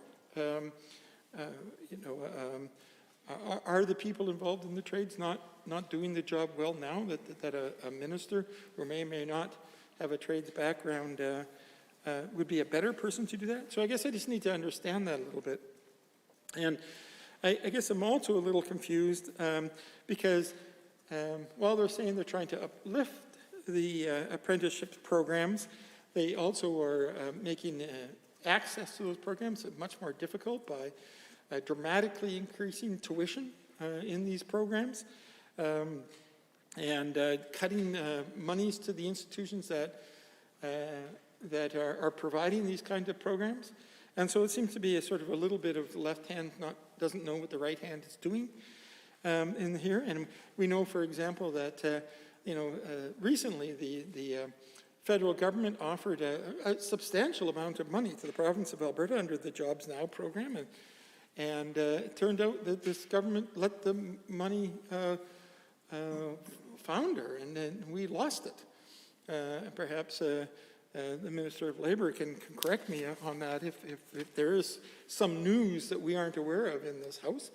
But it seems to me that there have been a number of opportunities for this government to actually support the apprenticeship programs and the trades, and they've kind of failed to do that. And so the bill, the situation of the bill kind of confuses me, and I just want to have someone on the government side help me understand what kind of changes that they're trying to get at here. What are the problems that they believe exist that need to be changed, and why such extreme powers given to this registrar, and why such significant powers being given to the minister, and why the removal of some protections that have existed up to now, like the compulsory trades designations authority. So, what was the matter with that process, and why is that being changed? I just, I certainly want to support a solid apprenticeship system in our province, and if these changes could actually provide something better for them, you're going to get my vote. I just need to understand where you're going with these things, so I can understand.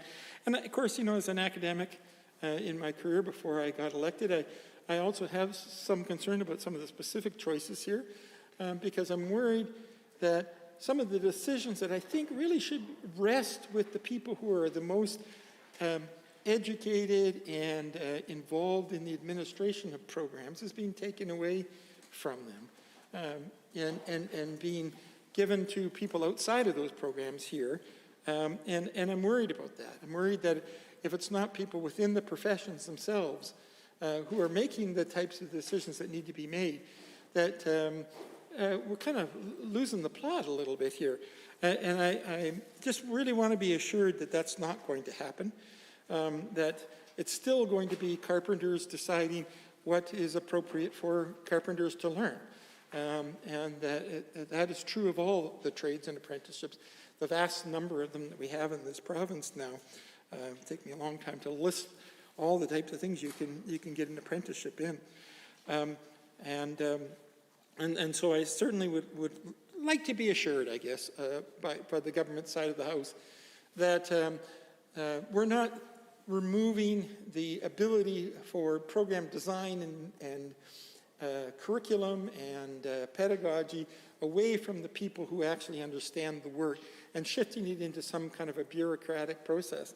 Because I do notice that some of the authority is being shifted away from the people who have it now into the ministries themselves, and I guess that's just a concern. Why is it ministries are making decisions rather than professionals in the field? And perhaps I'm just reading this wrong, but that's certainly how it appears on the page. And so I certainly would love it that someone could answer me that. And I know that there's a particular piece here that is probably going to be controversial, and it may just be my position as as an academic. But I know that they have a particular idea of making sure that members of the apprenticeships can receive credits that allow them to transfer their apprenticeship educational experience into other kinds of settings. And I certainly appreciate the concept there, but this is something that has actually been debated quite widely in the academic community, because of course people often want to switch between even other kinds of programs. For example, in my case as a social work professor, I saw people from other fields wanting to come into social work and saying, well, I'm already a whatever it happens to be, and so why can't I get credit for that in becoming a social worker. And while we appreciate that, we want to respect the education that you already have, when you're coming into a profession, you also need to make sure that you actually receive a substantial amount of the education that that profession uses in order to engage in its job. And if you are granted credit for all kinds of work that has nothing to do with the profession you're now entering into, it becomes dangerous, because it means that your education in the new profession is extremely watered down. And I'm not against this. I just really want to put that out there. I just want to know what the guidelines are as to how that will be decided and who gets to decide that. That this is an appropriate credit to be received and be acknowledged. Because of course, being a Red Seal carpenter is a great thing, but I don't want you to skip out any classes in med school because you're getting credit from your Red Seal carpentry, and therefore you get to miss out on your anatomy and physiology class. I'm giving an absurd example to highlight the problem, not because I really think that's an example. And I just really want members of the government to assure me that we're not going to end up with absurdity at some point along the way, where credits are given just to recognize the years of being put into a certain training, when the training itself really has nothing to do with the new area. That's a concern. If you, to use my own profession, you might be an excellent carpenter, and you may even use some of your knowledge from your being a carpenter in entering a social work school, but that doesn't mean we should let you skip the family therapy class, or we should let you skip the interviewing class. And I guess that's the question, and it is a big question. I mean, it is debated all the time in academia. How do we do that? How do we recognize that you put in work? And that, we really do need to acknowledge that if you're a Red Seal plumber, you've done something. And that it's a wonderful something that you've done. And that needs to be honored. But is the right way to honor it is to recognize that as a way of you skipping out on some of the learning in the new profession that you're choosing to enter into, particularly if that new profession is really not connected at all. My example, plumbing and social work, for example. And I certainly think that they're both wonderful professions. And I honor people who put in the time to achieve credentials in either one. But are they transferable is a big question for me. And I'm putting all these things forward only as ways to kind of cast out my concerns and have the members of the government side actually come back and address them for me. I would certainly love to feel relieved that any, my examples of absurdity are indeed that, just absurd, and I don't need to worry about them. And so I'm hoping to hear the government side stand up to walk us through each of these different sections in a way that will help me understand how we are going to ensure the integrity of the programs as they now exist, that they will stay in the hands of the people who know most about them, and that government itself will not interfere with processes which have so far been pretty successful in this province. I think we are renowned for the excellence of our trades and apprenticeship programs in this province, and I would hate to have anything happen that would undermine that in any way. So I thank you very much, Madam Speaker, for this time. There is no standing order 29-2A available, as he was the second speaker to speak. Anybody else wishing to speak to the bill? I see the honourable member for Spruce Grove, Stony Plain. Yes, thank you, Madam Speaker. It's a pleasure to rise today and speak about Bill 67, the Skilled Trades and Apprenticeship Education Act. First of all, I just want to thank the Associate Minister, the Minister of Advanced Education for bringing forth this important and transformative legislation. Now, this legislation is important to me for various reasons. As a dual-ticketed tradesman, a 20-year member of Local 1325 of the Carpenters and Joiners of America, and as a member of the Skilled Trades Caucus, I have years of experience working in the trades. As a site foreman, a job steward, and obviously years as a rank and file tradesman on every construction site from Fort Saskatchewan to Genesee Power Plant. And just like many of the skilled trades, I started off as an apprentice, and Madam Chair, I can attest, nothing more fun than starting off with a second trade as well as an apprentice when you've already gone to get your first journeyman ticket. And you know, when I think about the fond memories of my own apprenticeships, obviously they were enriching educational experiences where I learned not only about the trades, but practical knowledge beyond the trade. I know for myself, I can remember as a young 18-year-old tradesman and getting up on a ladder for the very first time and my knees shaking because I was scared of heights. And you know, just a couple years after that, I was a journeyman scaffolder, and it was a regular occurrence for me to be working at heights for, you know, heights of 100, 200 feet up in the air, bouncing away on tubes. And it was something that just came natural to me. You know, during my time as an apprentice and going through scaffolding, I had the fortune of working on Hercules jets, or Hercules transport jets from the Greek Air Force, rappelling into tanks full of sulfuric acid, hooked up to full oxygen. Some of the most amazing work experiences that I still look back and I think I was a little crazy actually for doing some of them. But I mean, these are the kinds of experiences that I know that many tradesmen and women have learned working at all these industrial sites all around the province. Now, I may not have gone to university, but I learned a tremendous amount during my apprentice education while being able to work hands-on in my field, learn critical thinking skills and practical skills that are still of use to me to this very day. I still remember as a third-year apprentice, and I was on that cusp of getting my journeyman ticket. I remember going to a site foreman. His name was Danny, and I owe a lot to Danny. He really took me under his wing, and I remember asking Danny, I said, when do you know that you're going to be you could be a journeyman? And I'll never forget, he says, member, because I can't say my name, he says, member, he says, when you're tired of helping out journeymen and you know more than they do, he says, eventually you'll go to get your journeyman ticket. And, you know, it was just shortly about a couple months after that, I finally got my journeyman ticket, and I'll never forget my very first foreman as my very first journeyman job when I had that journeyman ticket, and my foreman's name was Roddy.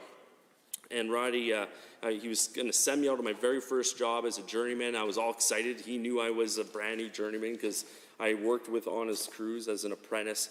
And he said, member, he says, just remember, don't screw up. And he didn't say the word screw up, but I think anyone that can use their imagination probably knows the type of language that they use on those construction sites.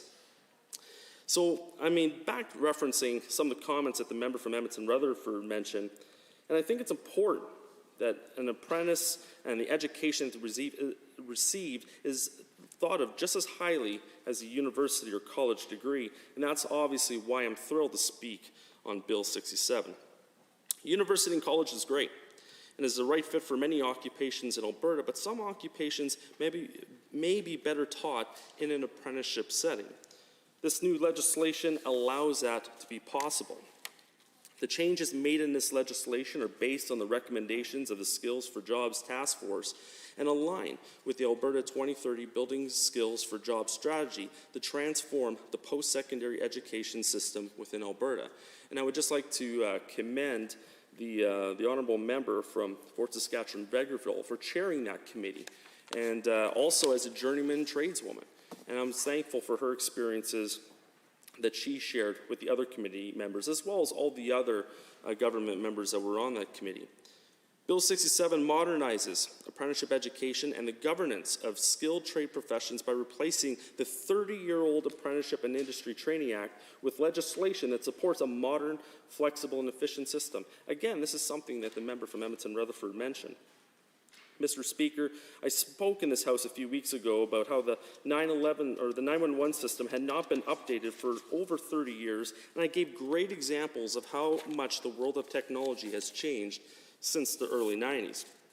Now, although I am sure that the opposition and maybe some fellow government members would love to hear about my favorite video games from the 90s again and the technological changes that have occurred since that time, I will spare the House from going down that memory lane, at least for now. But I will say 007 and SimCity and Street Fighter were favorites of mine from the 90s.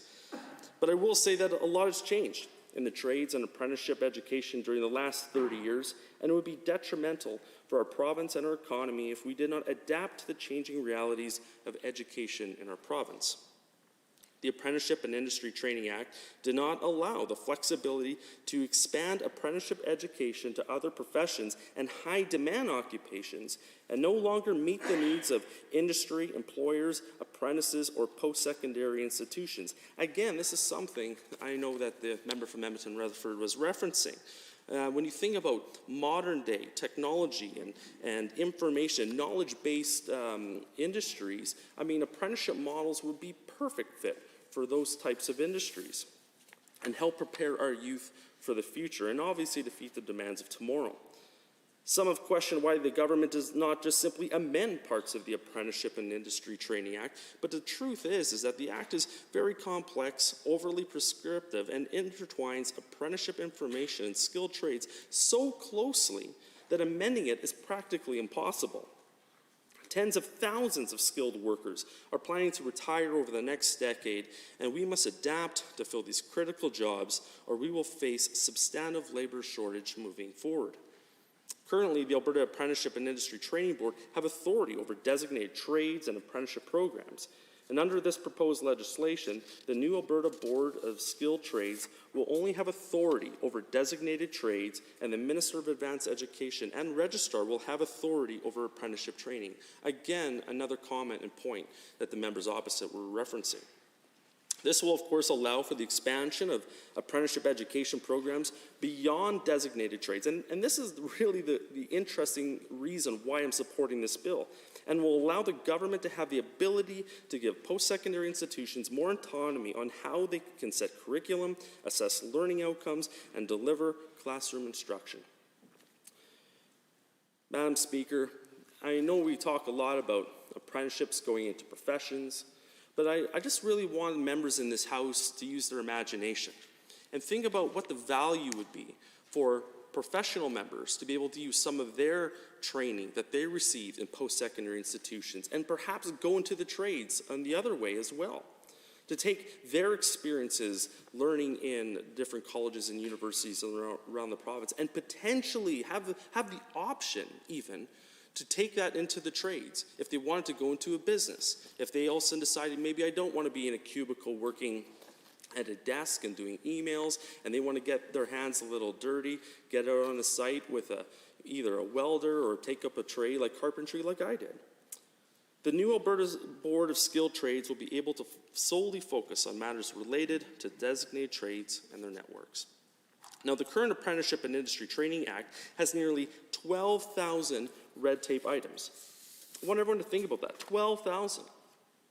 With this act replaced, Bill 67 will reduce this unnecessary red tape, which is a burden for employers, apprentices, and post-secondary institutions and government. Any Albertan that has gone through the apprenticeship program, that has chased employers with their blue books or their red books, trying to reference those types of hours, knows the types of burdens that this unnecessary red tape causes. The new Skilled Trades and Apprenticeship Education Act will allow for detailed and adaptive requirements to be in regulations and policies that can be more easily changed to meet the evolving needs of the workforce. Again, this is something that we're doing to prepare our youth for tomorrow. We shouldn't be afraid, or we shouldn't be stuck in keeping them in the same types of programs that existed decades ago. If Bill 67 passes, the government will consult with stakeholders to help shape these new regulations and policies, and I am looking forward to that in-depth consultation. Bill 67 will allow the government to designate a trade where it makes sense, and not just provide an apprenticeship education program. Apprentices will also benefit from this act by receiving an academic credential that properly reflects the level of knowledge and skills they have obtained, which will recognize the quality of apprenticeship education and open additional pathways to further education. Madam Speaker, I will say after working for so many years with tradesmen and women that one of the biggest hindrances is the educational ceiling that many trade tickets have. Because once you get to that journeyman ticket, there's a perception sometimes that you could get stuck. And that even though you want to move to other professional credentials or occupations, it's very awkward to go back to school, start from scratch, especially when you're trying to supply for your family, pay your mortgage. It's tough. And so while I come from a trades background, I spent many, many years slugging it away in construction sites all over the province. I also know from the experiences of the fellow workers I worked with, it is a ceiling. And this bill, this legislation will allow those tradesmen and women that want to better themselves move and look at other educational pathways for them to do so. And I appreciate the guidance and the leadership that the Minister of Post-Secondary Education has done to really put forth this bill. So, Madam Speaker, post-secondary education is rapidly changing. And there's no better time for young men and women to get an apprentice education or for those who may desire a new career path.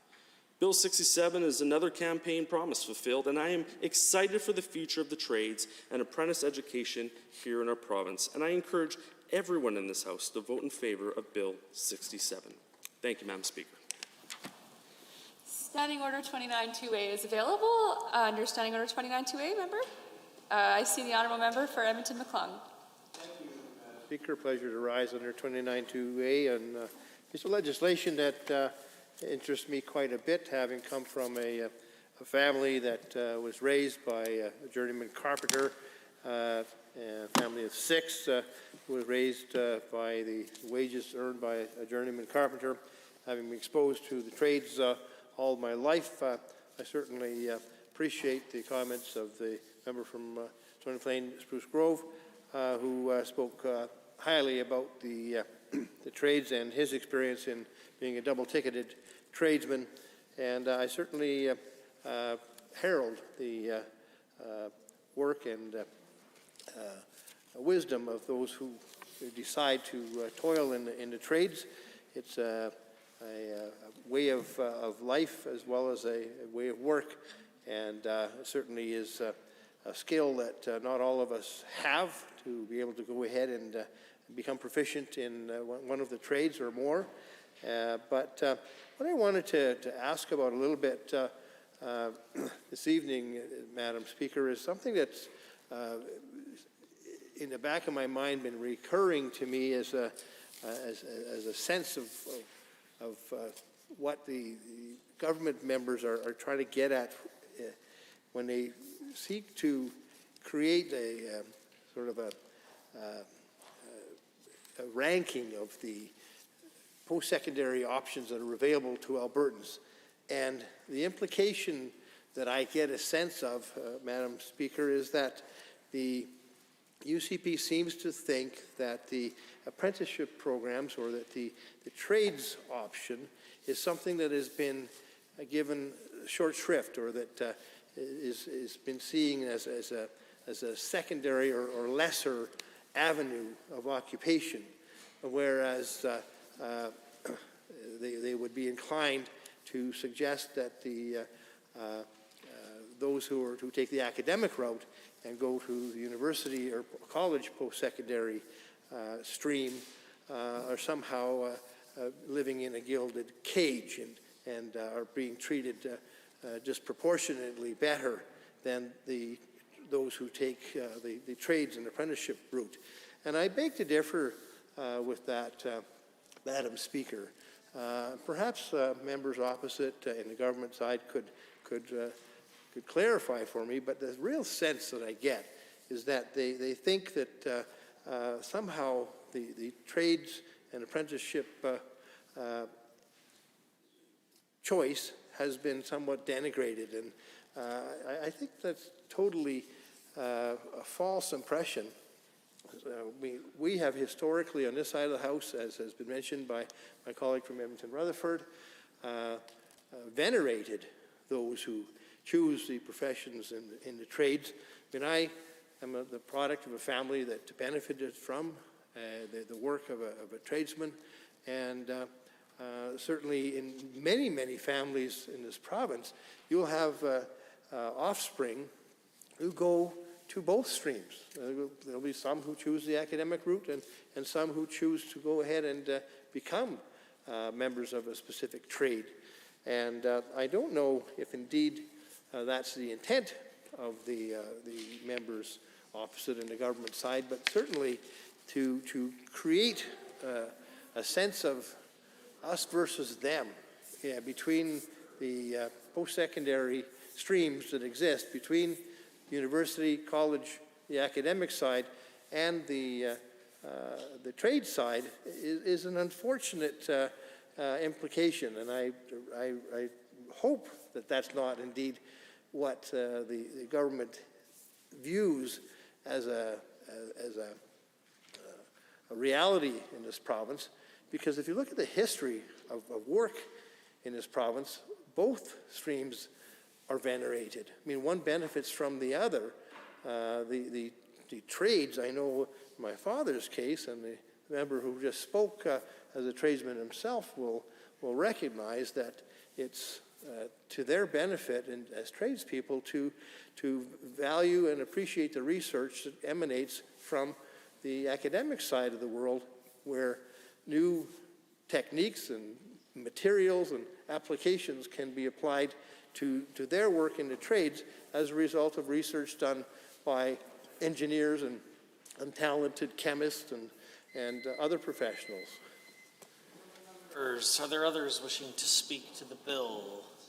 The honourable member for Laxing and Parkland has the call. Thank you, Mr. Speaker, for recognizing me, and it's good to be back here. I was gone a little bit away from the House and pontificating and thinking about some of the questions and dialogues that might come up during this bill. And not to my wildest dreams do I think we would have had this much in agreement between both parties. There's a few slanted twists and turns here and there, and I'm not going to hold the members opposite to too much fault in that. You can't teach an old dog new tricks and habits and all those things. They kind of slant back in there. But there were some good comments from the member from Rutherford. I'm sorry if I messed that up. Rutherford, I believe it is? Yeah, Edmonton Rutherford? Perfect. So I'm going to try to cover off those first, Mr. Speaker, before I get into the speaking notes, because we couldn't 29-2A, and I was hoping to try to respond back to him.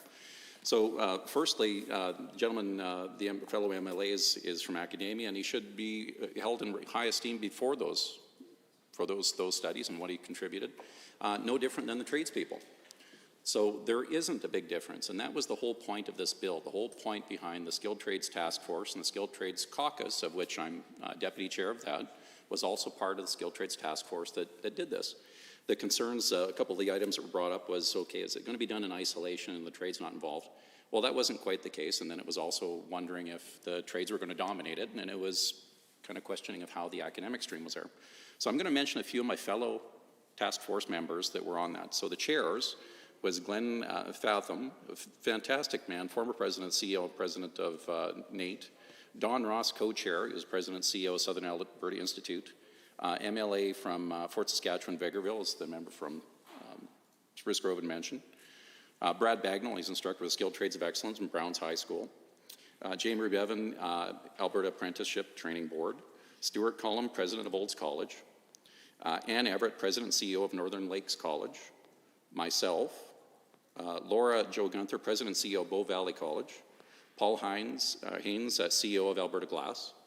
Dave King, Dean School of Trades of Technology in Lakeland College. Ray Macy, president of Skilled Trades Alberta. Andy Nagel, president and CEO of Careers Next Generation. Terry O'Flynn, president and founding partner of Prism Flow Products. Terry Parker, good friend of mine, over at the Building Trades of Alberta. Dennis Perrin, Alberta Prairie Contractors from Clack. Amanda Rosniak, senior vice president, drainage services at EPCOR. She's also board chair of Women Building Futures. Tony Tomkowicz, good friend of mine out by in God's country. Provincial Apprenticeship Committee, Industrial Mechanic Millwright. Paul Verchson, president and CEO of Clark Builders. Colin Ward, chief operating officer, Ward Brothers Construction. Jason Wright, director of Apprenticeship Sheet Metal Society. So, for the record, to you through the other members, Speaker, and for the record in Hansard, for the folks upstairs. These are Albertans that stepped forward to help deal with the parity of esteem. To how to look at our model of how it was good, and I acknowledge the member from Rutherford, fantastic, absolutely. The Alberta trades are phenomenal. We're world recognized when I have projects that are on the go, both in the States and otherwise. When some of my mentors that were tradespeople work in other jurisdictions right around the world, the Emirates comes to mind. The Canadian tradespeople are phenomenal, fantastic. They do a lot of work. Great stuff. And that's part of the crux. There's the rub. The North American model is substantially different than the European model. When you think of a master craftsman from Germany, or you think from Austria or Switzerland and everything else, there is in that society a higher parity of esteem. This is kind of a North American problem. It's a new world, old world thing.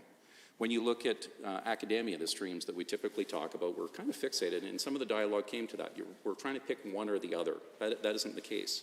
In the European model, if I was going to take my vocation and I'm becoming a civil engineering, then I would need 1 year of the trades. Mechanical would be probably more of an example on that. So you have to have a technical type background before you get into the academic model. The apprenticeship program also starts way sooner. Well, we find ourselves a stop and starting here. With the current model in place that it is, we have a lot of people starting the trades and never finishing, and that's a bit of an issue. So if you back the shot clock up, you take a look at the European models, and what you do is you start bringing in those developments. You take away some of the concerns, the issues that are raised. So that grade 7, grade 8 timeline, you're starting to develop these skills in parallel, because a lot of those trade sets, when you go to a technical college or you go trades or you go academic, those mainstreams in Europe, they kind of coalesce, but after they've been exposed to both. So when we went on the Skilled Trades Task Force, we started looking at some of the work that New Zealand did, Ontario did some work. Malaysia's a unique model. They just went and big borrowed and stole from all over the different jurisdictions, and then they brought what was best. They knew they couldn't home grow it and build their own infrastructure, so they put their people and went over to different jurisdictions. There was tons and tons of dialogue of how we can do this. Do a word search on apprenticeship and see what comes up. That was part of the issue. When you do a word search on someone who's practicing medicine, it's a completely different connotation in our language, the way that we look at it. And that was part of the crux of the issue. So it's not this or that or the other thing, or not saying that one side is pushing it down. This is literally right across the globe. This is kind of a thing in North America that we've inherited. When you look at different jurisdictions, as I said before, that hang up isn't there. So when we started looking at this, it was okay, look at our current systems, see where some of the problems are. And when it comes down to the legislation and the act, it's pretty darn cumbersome. A lot of the mechanics behind it, and I won't get into specific details, I won't steal the minister's thunder, but the details behind that is if we started to tweak or change this model, you literally had to bring it to the House, the minister had to run it through, you'd have to change the act. So by streamlining this and putting that regulatory process to it, you could allow for it to adapt. The other thing that we're looking at, because we talked about the mainstream, was okay, the traditional trades are here, we all kind of understand the convention, what about all these other growing fields? And when you start looking at the learning model versus where we were kind of fixated on the traditional trades being a mainstream trade, what about all these other ones that are kind of doing it anyway? But maybe, just maybe, it's a different way of learning. So when we spun that thing on its head and looked at how people learn, a lot of the apprenticeship model has been there forever. Now, if you were to take a name, let's pick a name out of the hat, proverbial hat. Leonardo da Vinci. Is that a tradesperson? Is that an artist? Is that an engineer? Is that a designer? Those are the type of people that actually broke the mold, broke the convention of how we think and how we talk about things. And we think of these masters, it was a renaissance. What I would propose, rather than fixating some of the partisanship, what I would propose is think of that. Think if we had a bunch of Albertan Leonardo da Vinci's. What if we gave a field, a landscape, that you could allow that type of skill set to flourish, that we didn't have some of the same conventions that we've been stuck in? The other thing that we really have here is, okay, we work our backsides off, we get the economy rolling, and I put this to the task force. What I want to do is when these major projects fire up again, and we've got people to go into them, and I hit that thing, that accelerator, we're going to have that screeching sound like good old Han Solo, and I think it was The Empire Strikes Back, when the old drive didn't kick in the Millennium Falcon. That's not what we need here, because we've had this ebb and flow. We've got a bunch of gray hairs going to be retiring out, a bunch of new kids don't want to come into the streams, and there we are, flying people from halfway around the world again to do our work. So when we looked at that model, how do we get the kids hooked? How do we get people to finish these trades? How do we get other crafts to take on that apprenticeship model without it being so cumbersome? And that's where some of the tweaks came back into being. So again, going through that whole process, It was fantastic. We literally, COVID came up during the middle of that too, which was the other thing. So then we started looking at coding. Okay, well, how do we pull in the computing sciences? How do we look at aircraft maintenance engineers? How do we look at all these other items that aren't trades yet? And then that's when we started really changing the conventions, changing the names, and then looking at a different way of thinking about it. And we put this big report together, and then lo and behold, the minister put a large portion of it in there. So it wasn't without tons of dialogue. It wasn't with help from polling, because we went around as well, and we actually did polling out there to ask Albertans what they thought. Part of the other issue that we thought, apparently, was some of the teaching conventions. So sometimes when kids are going through school, if you're smart with your books, well, then you go to academics, and if you're not so smart with your books, you must be good with your hands. We had to park that as well. When we're talking about some of the most successful company owners out there are people that came through the trades first. So to do your business, to understand really how your business works, you're typically more hands-on. You'll hire the accountants, you'll hire other guys. And then a lot of times, the transferable skill sets, and back to the member from Rutherford made a really good point on that. When you're looking at these ladders, the traditional ladders, and a friend of mine, he's a vice president of a bunch of companies, he's an MBA, and he's also a mechanical engineer, and his wife is also a teacher, so they have these really interesting conversations. And my friend Tom, what he said was, you know, Shane, the whole problem is the whole system in North America is designed to fail. If you don't produce a university prof and you hang a left somewhere, you failed, because there seems to be these off-ramps, and we're not looking at it the right way. So again, we came back and had some of those dialogues about the Da Vinci model and how that works. So the whole process, if we can rejig it and get people thinking about those transferable skill sets, if I'm a tradesperson and I have applied mathematics and I want to get into a technical program or a technical college or a university in the engineering stream, then I should be able to look at some of these items that actually line up. And conversely, if I'm a second-year university student that figures out, look, I am not going to be pushing paper. I don't want to be sitting in an office in Calgary. I'd rather be out on a job site somewhere. And that job site might be the field engineer. It might be the superintendent. It might be something else. Okay, if I take those skill sets that I have, how can I apply them over here in the stream? And then we talk the building trades. So the building trades, if you look at the Boilermakers, they're phenomenal the way they train people. There's tons and tons that transfer across. So 3 streams to own your company and become a multimillionaire. Either you're going into the engineering stream, you're going into the accounting stream, the business stream, or you're going into the trades. And typically, the most successful ones have transferable skill sets right across. So when we started looking at those models, that's what we were trying to build here. So with that, I think I've spoken, I believe, I hope, and if I can get any nods, I know it's out of parliamentary procedure, but just to make sure that I did cover off, or if there was any items that I missed, I apologize for that. So the need to change the legislations, the demand for the workers, we talked about that. Registration apprenticeship has dropped more than 35% over the last 6 years. That's a problem. I hit that accelerator, there's no one there to do it. And we have a ton of people that drop off the board. There was overlaps between ministries as well of who actually had authority and controlled those items. So we needed to streamline that. It'll address the modernization of the education process and skilled trades professionals to increase competitiveness. We are competing on a global stage. If we want to really ramp up our industry sectors, we need to attract and retain, and also, we want to have those transferable skill sets. So as an example, why I'm so fixated on aerospace and manufacturing and aviation is because when you look at some of the studies, the skilled workforce that we have, this industrial complex that we've taken for granted for a number of years, 80% of those skill sets that we built up in the energy sector, because of their high quality performance, the high level of quality, the rigor, the craftsmanship, everything else, are transferable over to aerospace. So why would we not look at those streams of how we can transfer and integrate that? So we want to be very competitive in that regard. Modernizing the education, the apprenticeship governance, skilled trades profession, make sure our provincial workforce is skilled, competitive, equipped to deal with the challenges today and the future. Again, we've got emerging markets as well. So when something is so rapidly advancing, and if we've got antiquated legislation here, the rest of the world is already nimble and adapt. They can say that these people are skilled and they have a level of proficiency and competence. And if we don't have that piece of paper to back it up, then our workforce, regardless of how skilled they are, may be in a deficit position. Oh yeah, it was campaign promise. Look at that, promise made, promise kept. We try not to make promises that we can't keep. You know, back to my members on this side. We did recognize it, and again, it's not partisanship, folks, so we don't need to start fighting amongst ourselves. It's for the right reasons, and we did say that, and it affects people out in my area and right across the province, so it is actually genuine. Equal value of apprenticeship and education with other forms of post-secondary education, and encourages more Albertans to pursue the professions of trade, not as an alternate option, but as a meaningful career. When Glenn, the gentleman from NAIT, the former CEO, was talking about whatever certificate that was that went across the stage, when somebody gets their trade certificate, or as myself, I'm a civil engineering technologist, if I get that technology thing, how does it compare to something that's in a university or an accredited program?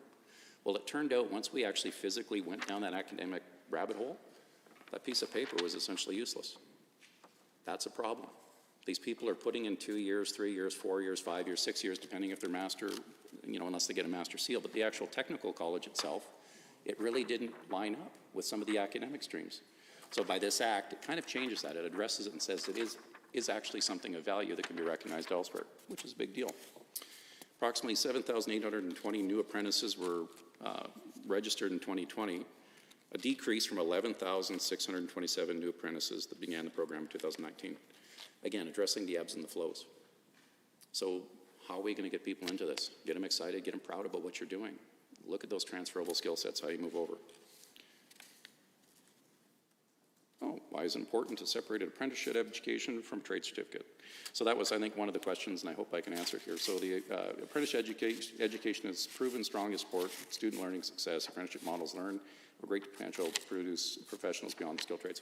So basically what that's saying here, I got a couple options. Maybe I'm good at both. Mr. Speaker, I'm not a tradesperson, but I can operate equipment. Grew up on a farm, so I can weld. I can do a bunch of farmer type stuff. My job on most of the job sites, I was the universal translator. Early in my career, there was the engineering staff that was in the office. I worked for the contractor, and I got strapped with the saltiest old superintendent you had out there.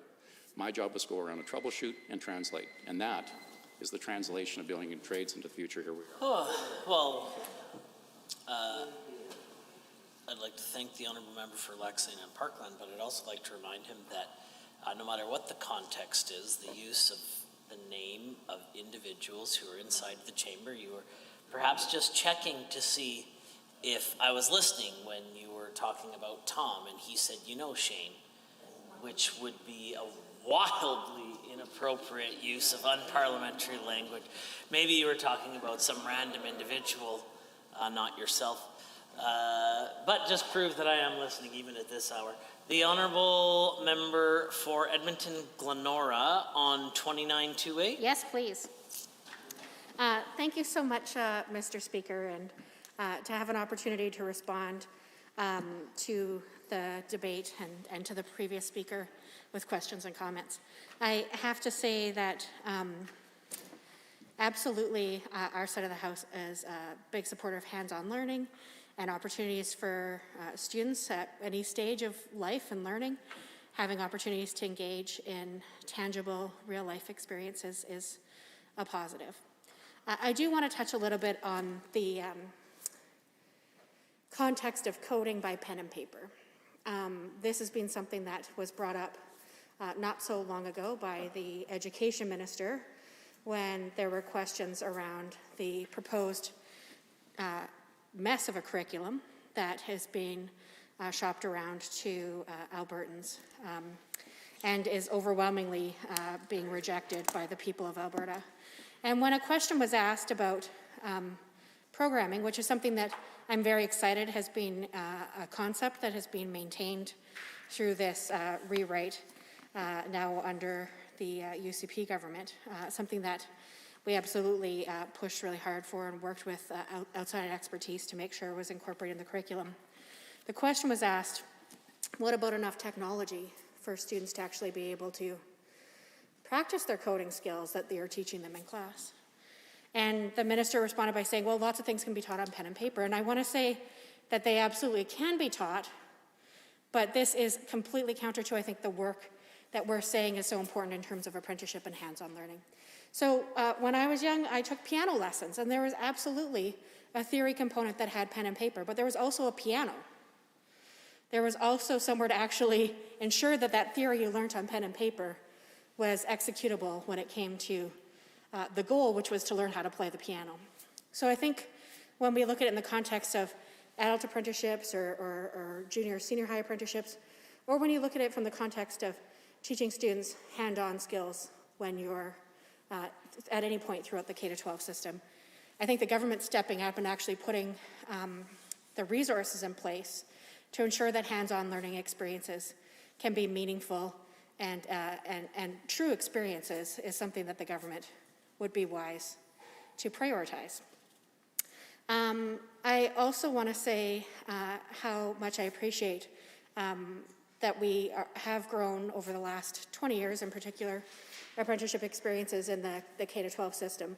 But really, over the last 2 years, we've seen a significant erosion of that through the challenges that dual credit have experienced. I'll speak specifically to the healthcare aid program in Barrhead and Westlock area. There was almost 100% success in terms of students who did their dual credit and became healthcare aides, staying, working in those communities, and getting jobs right away in those fields. But because of the changes that this government has implemented through their cuts to education funding and the changes they made to dual credit, those opportunities have essentially evaporated in the community. And what a terrible time for that to have happened. A time when we need more hands-on learning and more healthcare aides working in healthcare centers in communities throughout our province, especially in the wake of COVID-19 and the third wave that we are currently experiencing. So I have to say, I hope that the government takes some of the words that they speak in this place around apprenticeship and applies that concept of hands-on learning and appropriately resourcing and staffing programs to ensure that students or lifelong learners at any stage in their learning can have true, meaningful, anywhere, any place, anytime, hands-on learning experiences in their communities with professions and with opportunities to explore fields that could be beneficial, obviously, to the community, beneficial to the citizens, and beneficial to the learner as well. So those are some of the thoughts that I believe the member opposite has inspired when I think about some of the discussion as it relates to apprenticeship. So making sure that there's actually appropriate government support to actually fulfill the sentiments that are being said in this place, I think would be helpful as we move forward as a province. And I do think that hands-on learning experiences are beneficial, and that's why I think the government should appropriately fund technology for schools, especially when we're sending so many students home to learn remotely. I was reading just a few minutes ago about Calgary charities trying to step up and give more technology to students in grades 7 through 12 who are being sent home to learn remotely yet again, Mr. Speaker. Honourable members, is there others wishing to speak to the Honourable Member for Carson-Siksika? Thank you, Mr. Speaker. It's an honor to rise to speak to this bill, and I'd love to talk more about it, but instead what I will do is move to adjourn debate. The Honourable Member for Carson-Siksika has moved to adjourn debate. All those in favour of the motion, please say aye. Aye. Any opposed, please say no. In my opinion, the ayes have it. The motion is carried and so ordered. Please. Under Government Bills and Orders for second reading, Bill 58, Freedom to Care Act. Adjourn debate. Honourable Mr. Schweitzer. Honourable members, second reading of Bill 58, the Freedom to Care Act. I see the Honourable Member for Calgary Mountain View. The Honourable Member. Thank you very much, Mr. Speaker. I am pleased to rise and speak to this act, the Freedom to Care Act. I have a number of questions that I would like to put on the record here at second reading, which I think is the time for that. My hope is that when the minister either closes debate or is up at committee of the whole, that she can provide some answers with respect to this act. So it's an interesting act. I've certainly heard the government's stated reasons for it.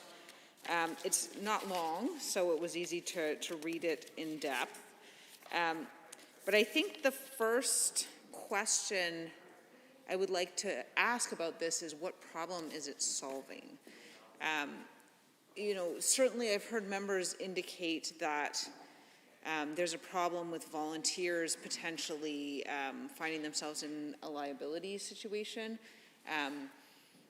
I'm surprised to hear that, and I would like to hear some examples of it. The reason being that for 4 years I served as the Minister of Justice and Solicitor General, and I heard a lot about liability and court things and civil suits and sort of all things legal, I guess, because a lot of people write in to the Minister of Justice, and I had a strange tendency to want to review my own correspondence, so I read a lot of it.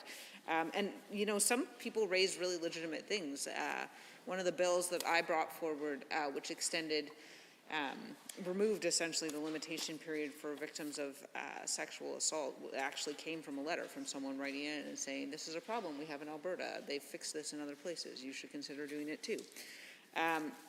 And I never received any correspondence or emails that I recall on this subject, suggesting that a volunteer had been subject to liability in this way.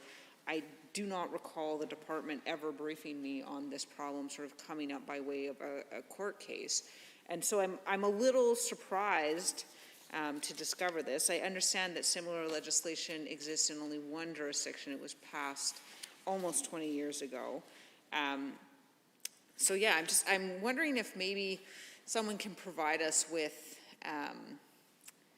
an explanation of, like, specifically in what instance has this become an issue? Because I think that would be helpful. And I mean, the preamble itself sort of says that volunteers face these barriers, but again, I don't recall having heard about this. Now, that doesn't mean that the correspondence didn't go elsewhere or that no one's ever had this problem. Just a few sort of specific examples of instances in which this has come up would be helpful to me. I'm also curious about, in the definition section, definition A talks about charitable purpose. It's quite broad. I'd be interested to know if a similar definition exists in other legislation or where exactly this definition came from, because it is a very, very sort of broad definition, which will become relevant later when we talk about sort of what gets swept into charitable purpose and the function of charitable purpose in the Act. And volunteer, which is also defined and will become relevant in a moment, talks about performing a service for a not-for-profit organization or the Crown, which is interesting, and doesn't receive compensation for the services or reimbursement, can include director, officer, trustees, does not include an individual performing services under a court order. So one of the reasons that this definition is interesting is that it catches professionals.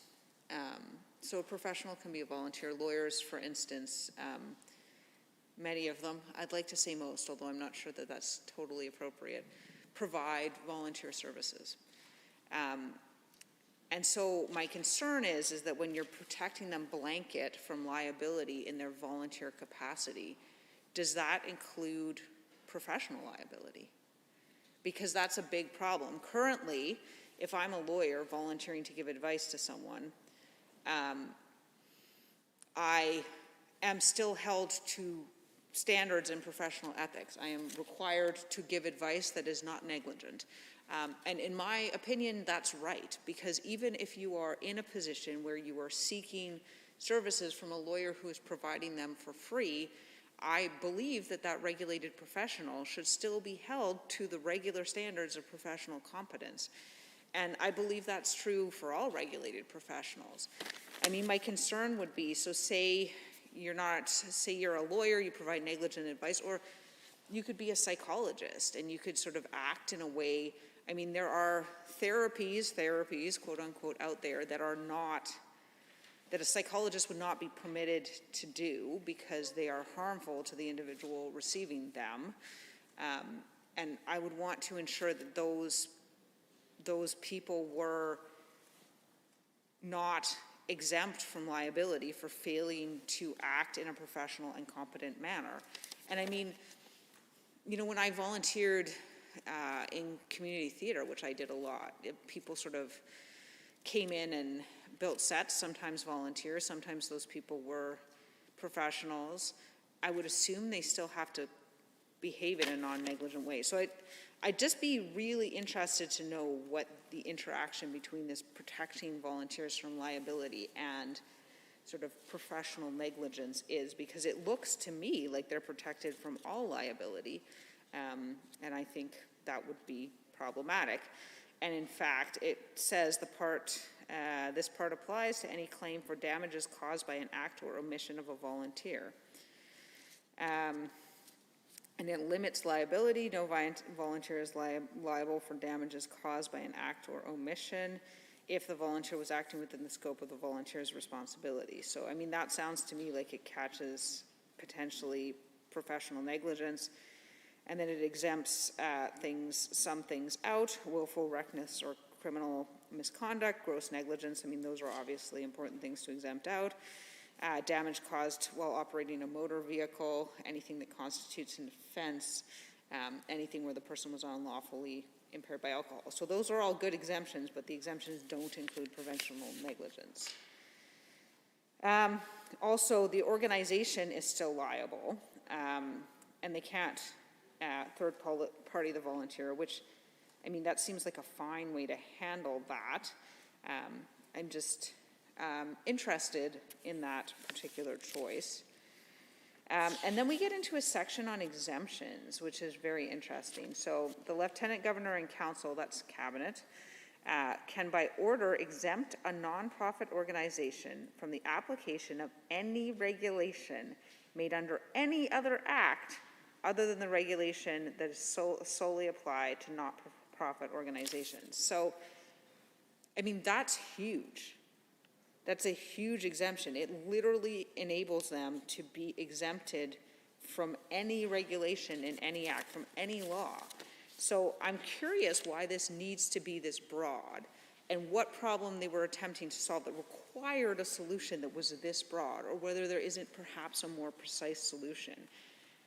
Because, I mean, to me, that's quite troubling. And it further goes on to talk about the Lieutenant Governor and Council, again, that's Cabinet, making regulations, defining any word or expression not defined in the Act, remedying any confusion.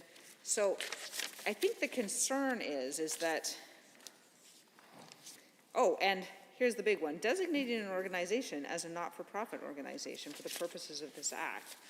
So, I mean, what that sounds like to me is that Cabinet can literally designate any organization and then exempt that organization from literally any rule, from environmental rules, from occupational health and safety rules, from all sorts of rules. And I think that's, I mean, that to me is incredibly problematic. I cannot think of a situation in which a power that broad could possibly be necessary.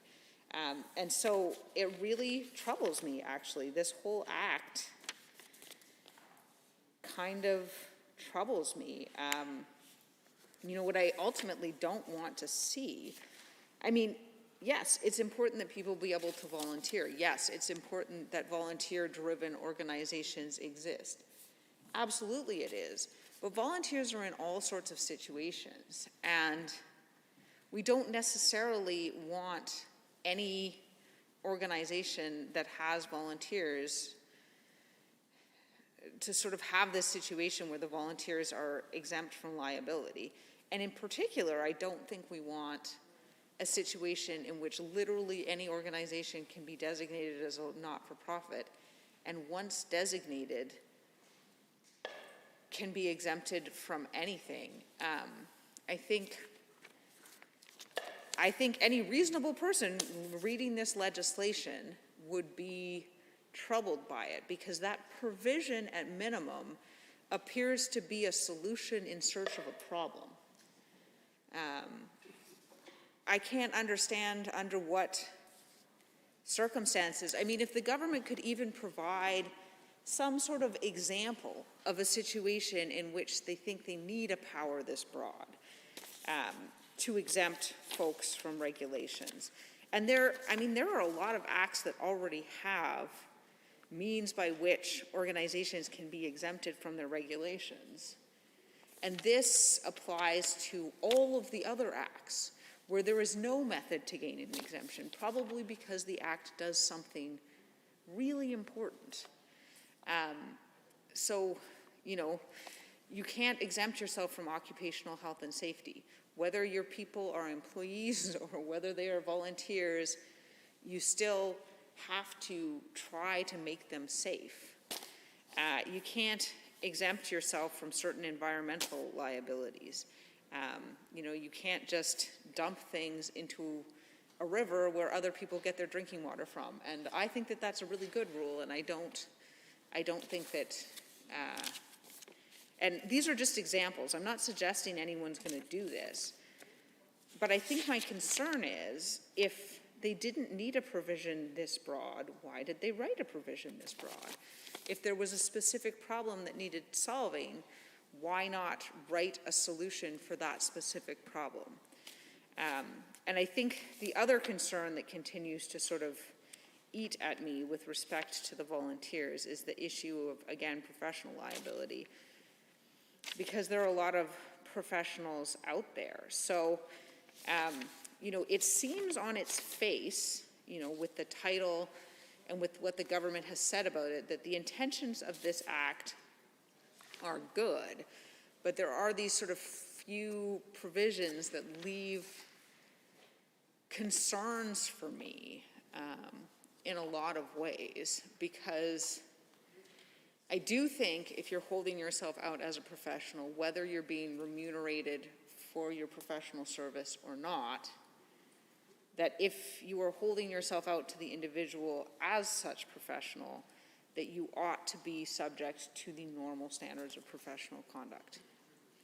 I think a lawyer should have to give advice that meets a reasonable standard as required by the Law Society to every person that they give legal advice to, regardless of whether they're being paid for that. And I think that is a really important support for the system of sort of pro bono lawyers operating, because otherwise people would be scared to seek pro bono services from a lawyer. They might not seek that advice at all, because if you don't know that you're getting advice that's being held to a reasonable standard, what's the point of getting advice at all? You might as well ask your neighbor, what they think. Maybe the lawyer's acting in a non-negligent manner, but maybe they're not. So those are some of the concerns I have about this bill. I know the government is likely to get up and say, trust us. I think they may understand why I find that difficult to do. There are a number of reasons I don't want to digress too far into, but I do think, that there are a significant number of concerns here. I don't think it's at all clear to me what the examples are. So that is what would give me confidence in this legislation, is if the government could provide me specific examples of the instances in which this had come up. There's probably case law, I assume, in which volunteers have been successfully sued. That is the problem that this act is trying to solve. If there is no such case law, then I can only assume that this entire act is a solution in search of a problem. Yes. Standing Order 29-2A is available if anyone has a brief question or comment. Seeing none, is there anyone else wishing to speak to the bill? If not, I am prepared to call the question. Honourable members, having heard the motion as proposed by the Honourable the Minister of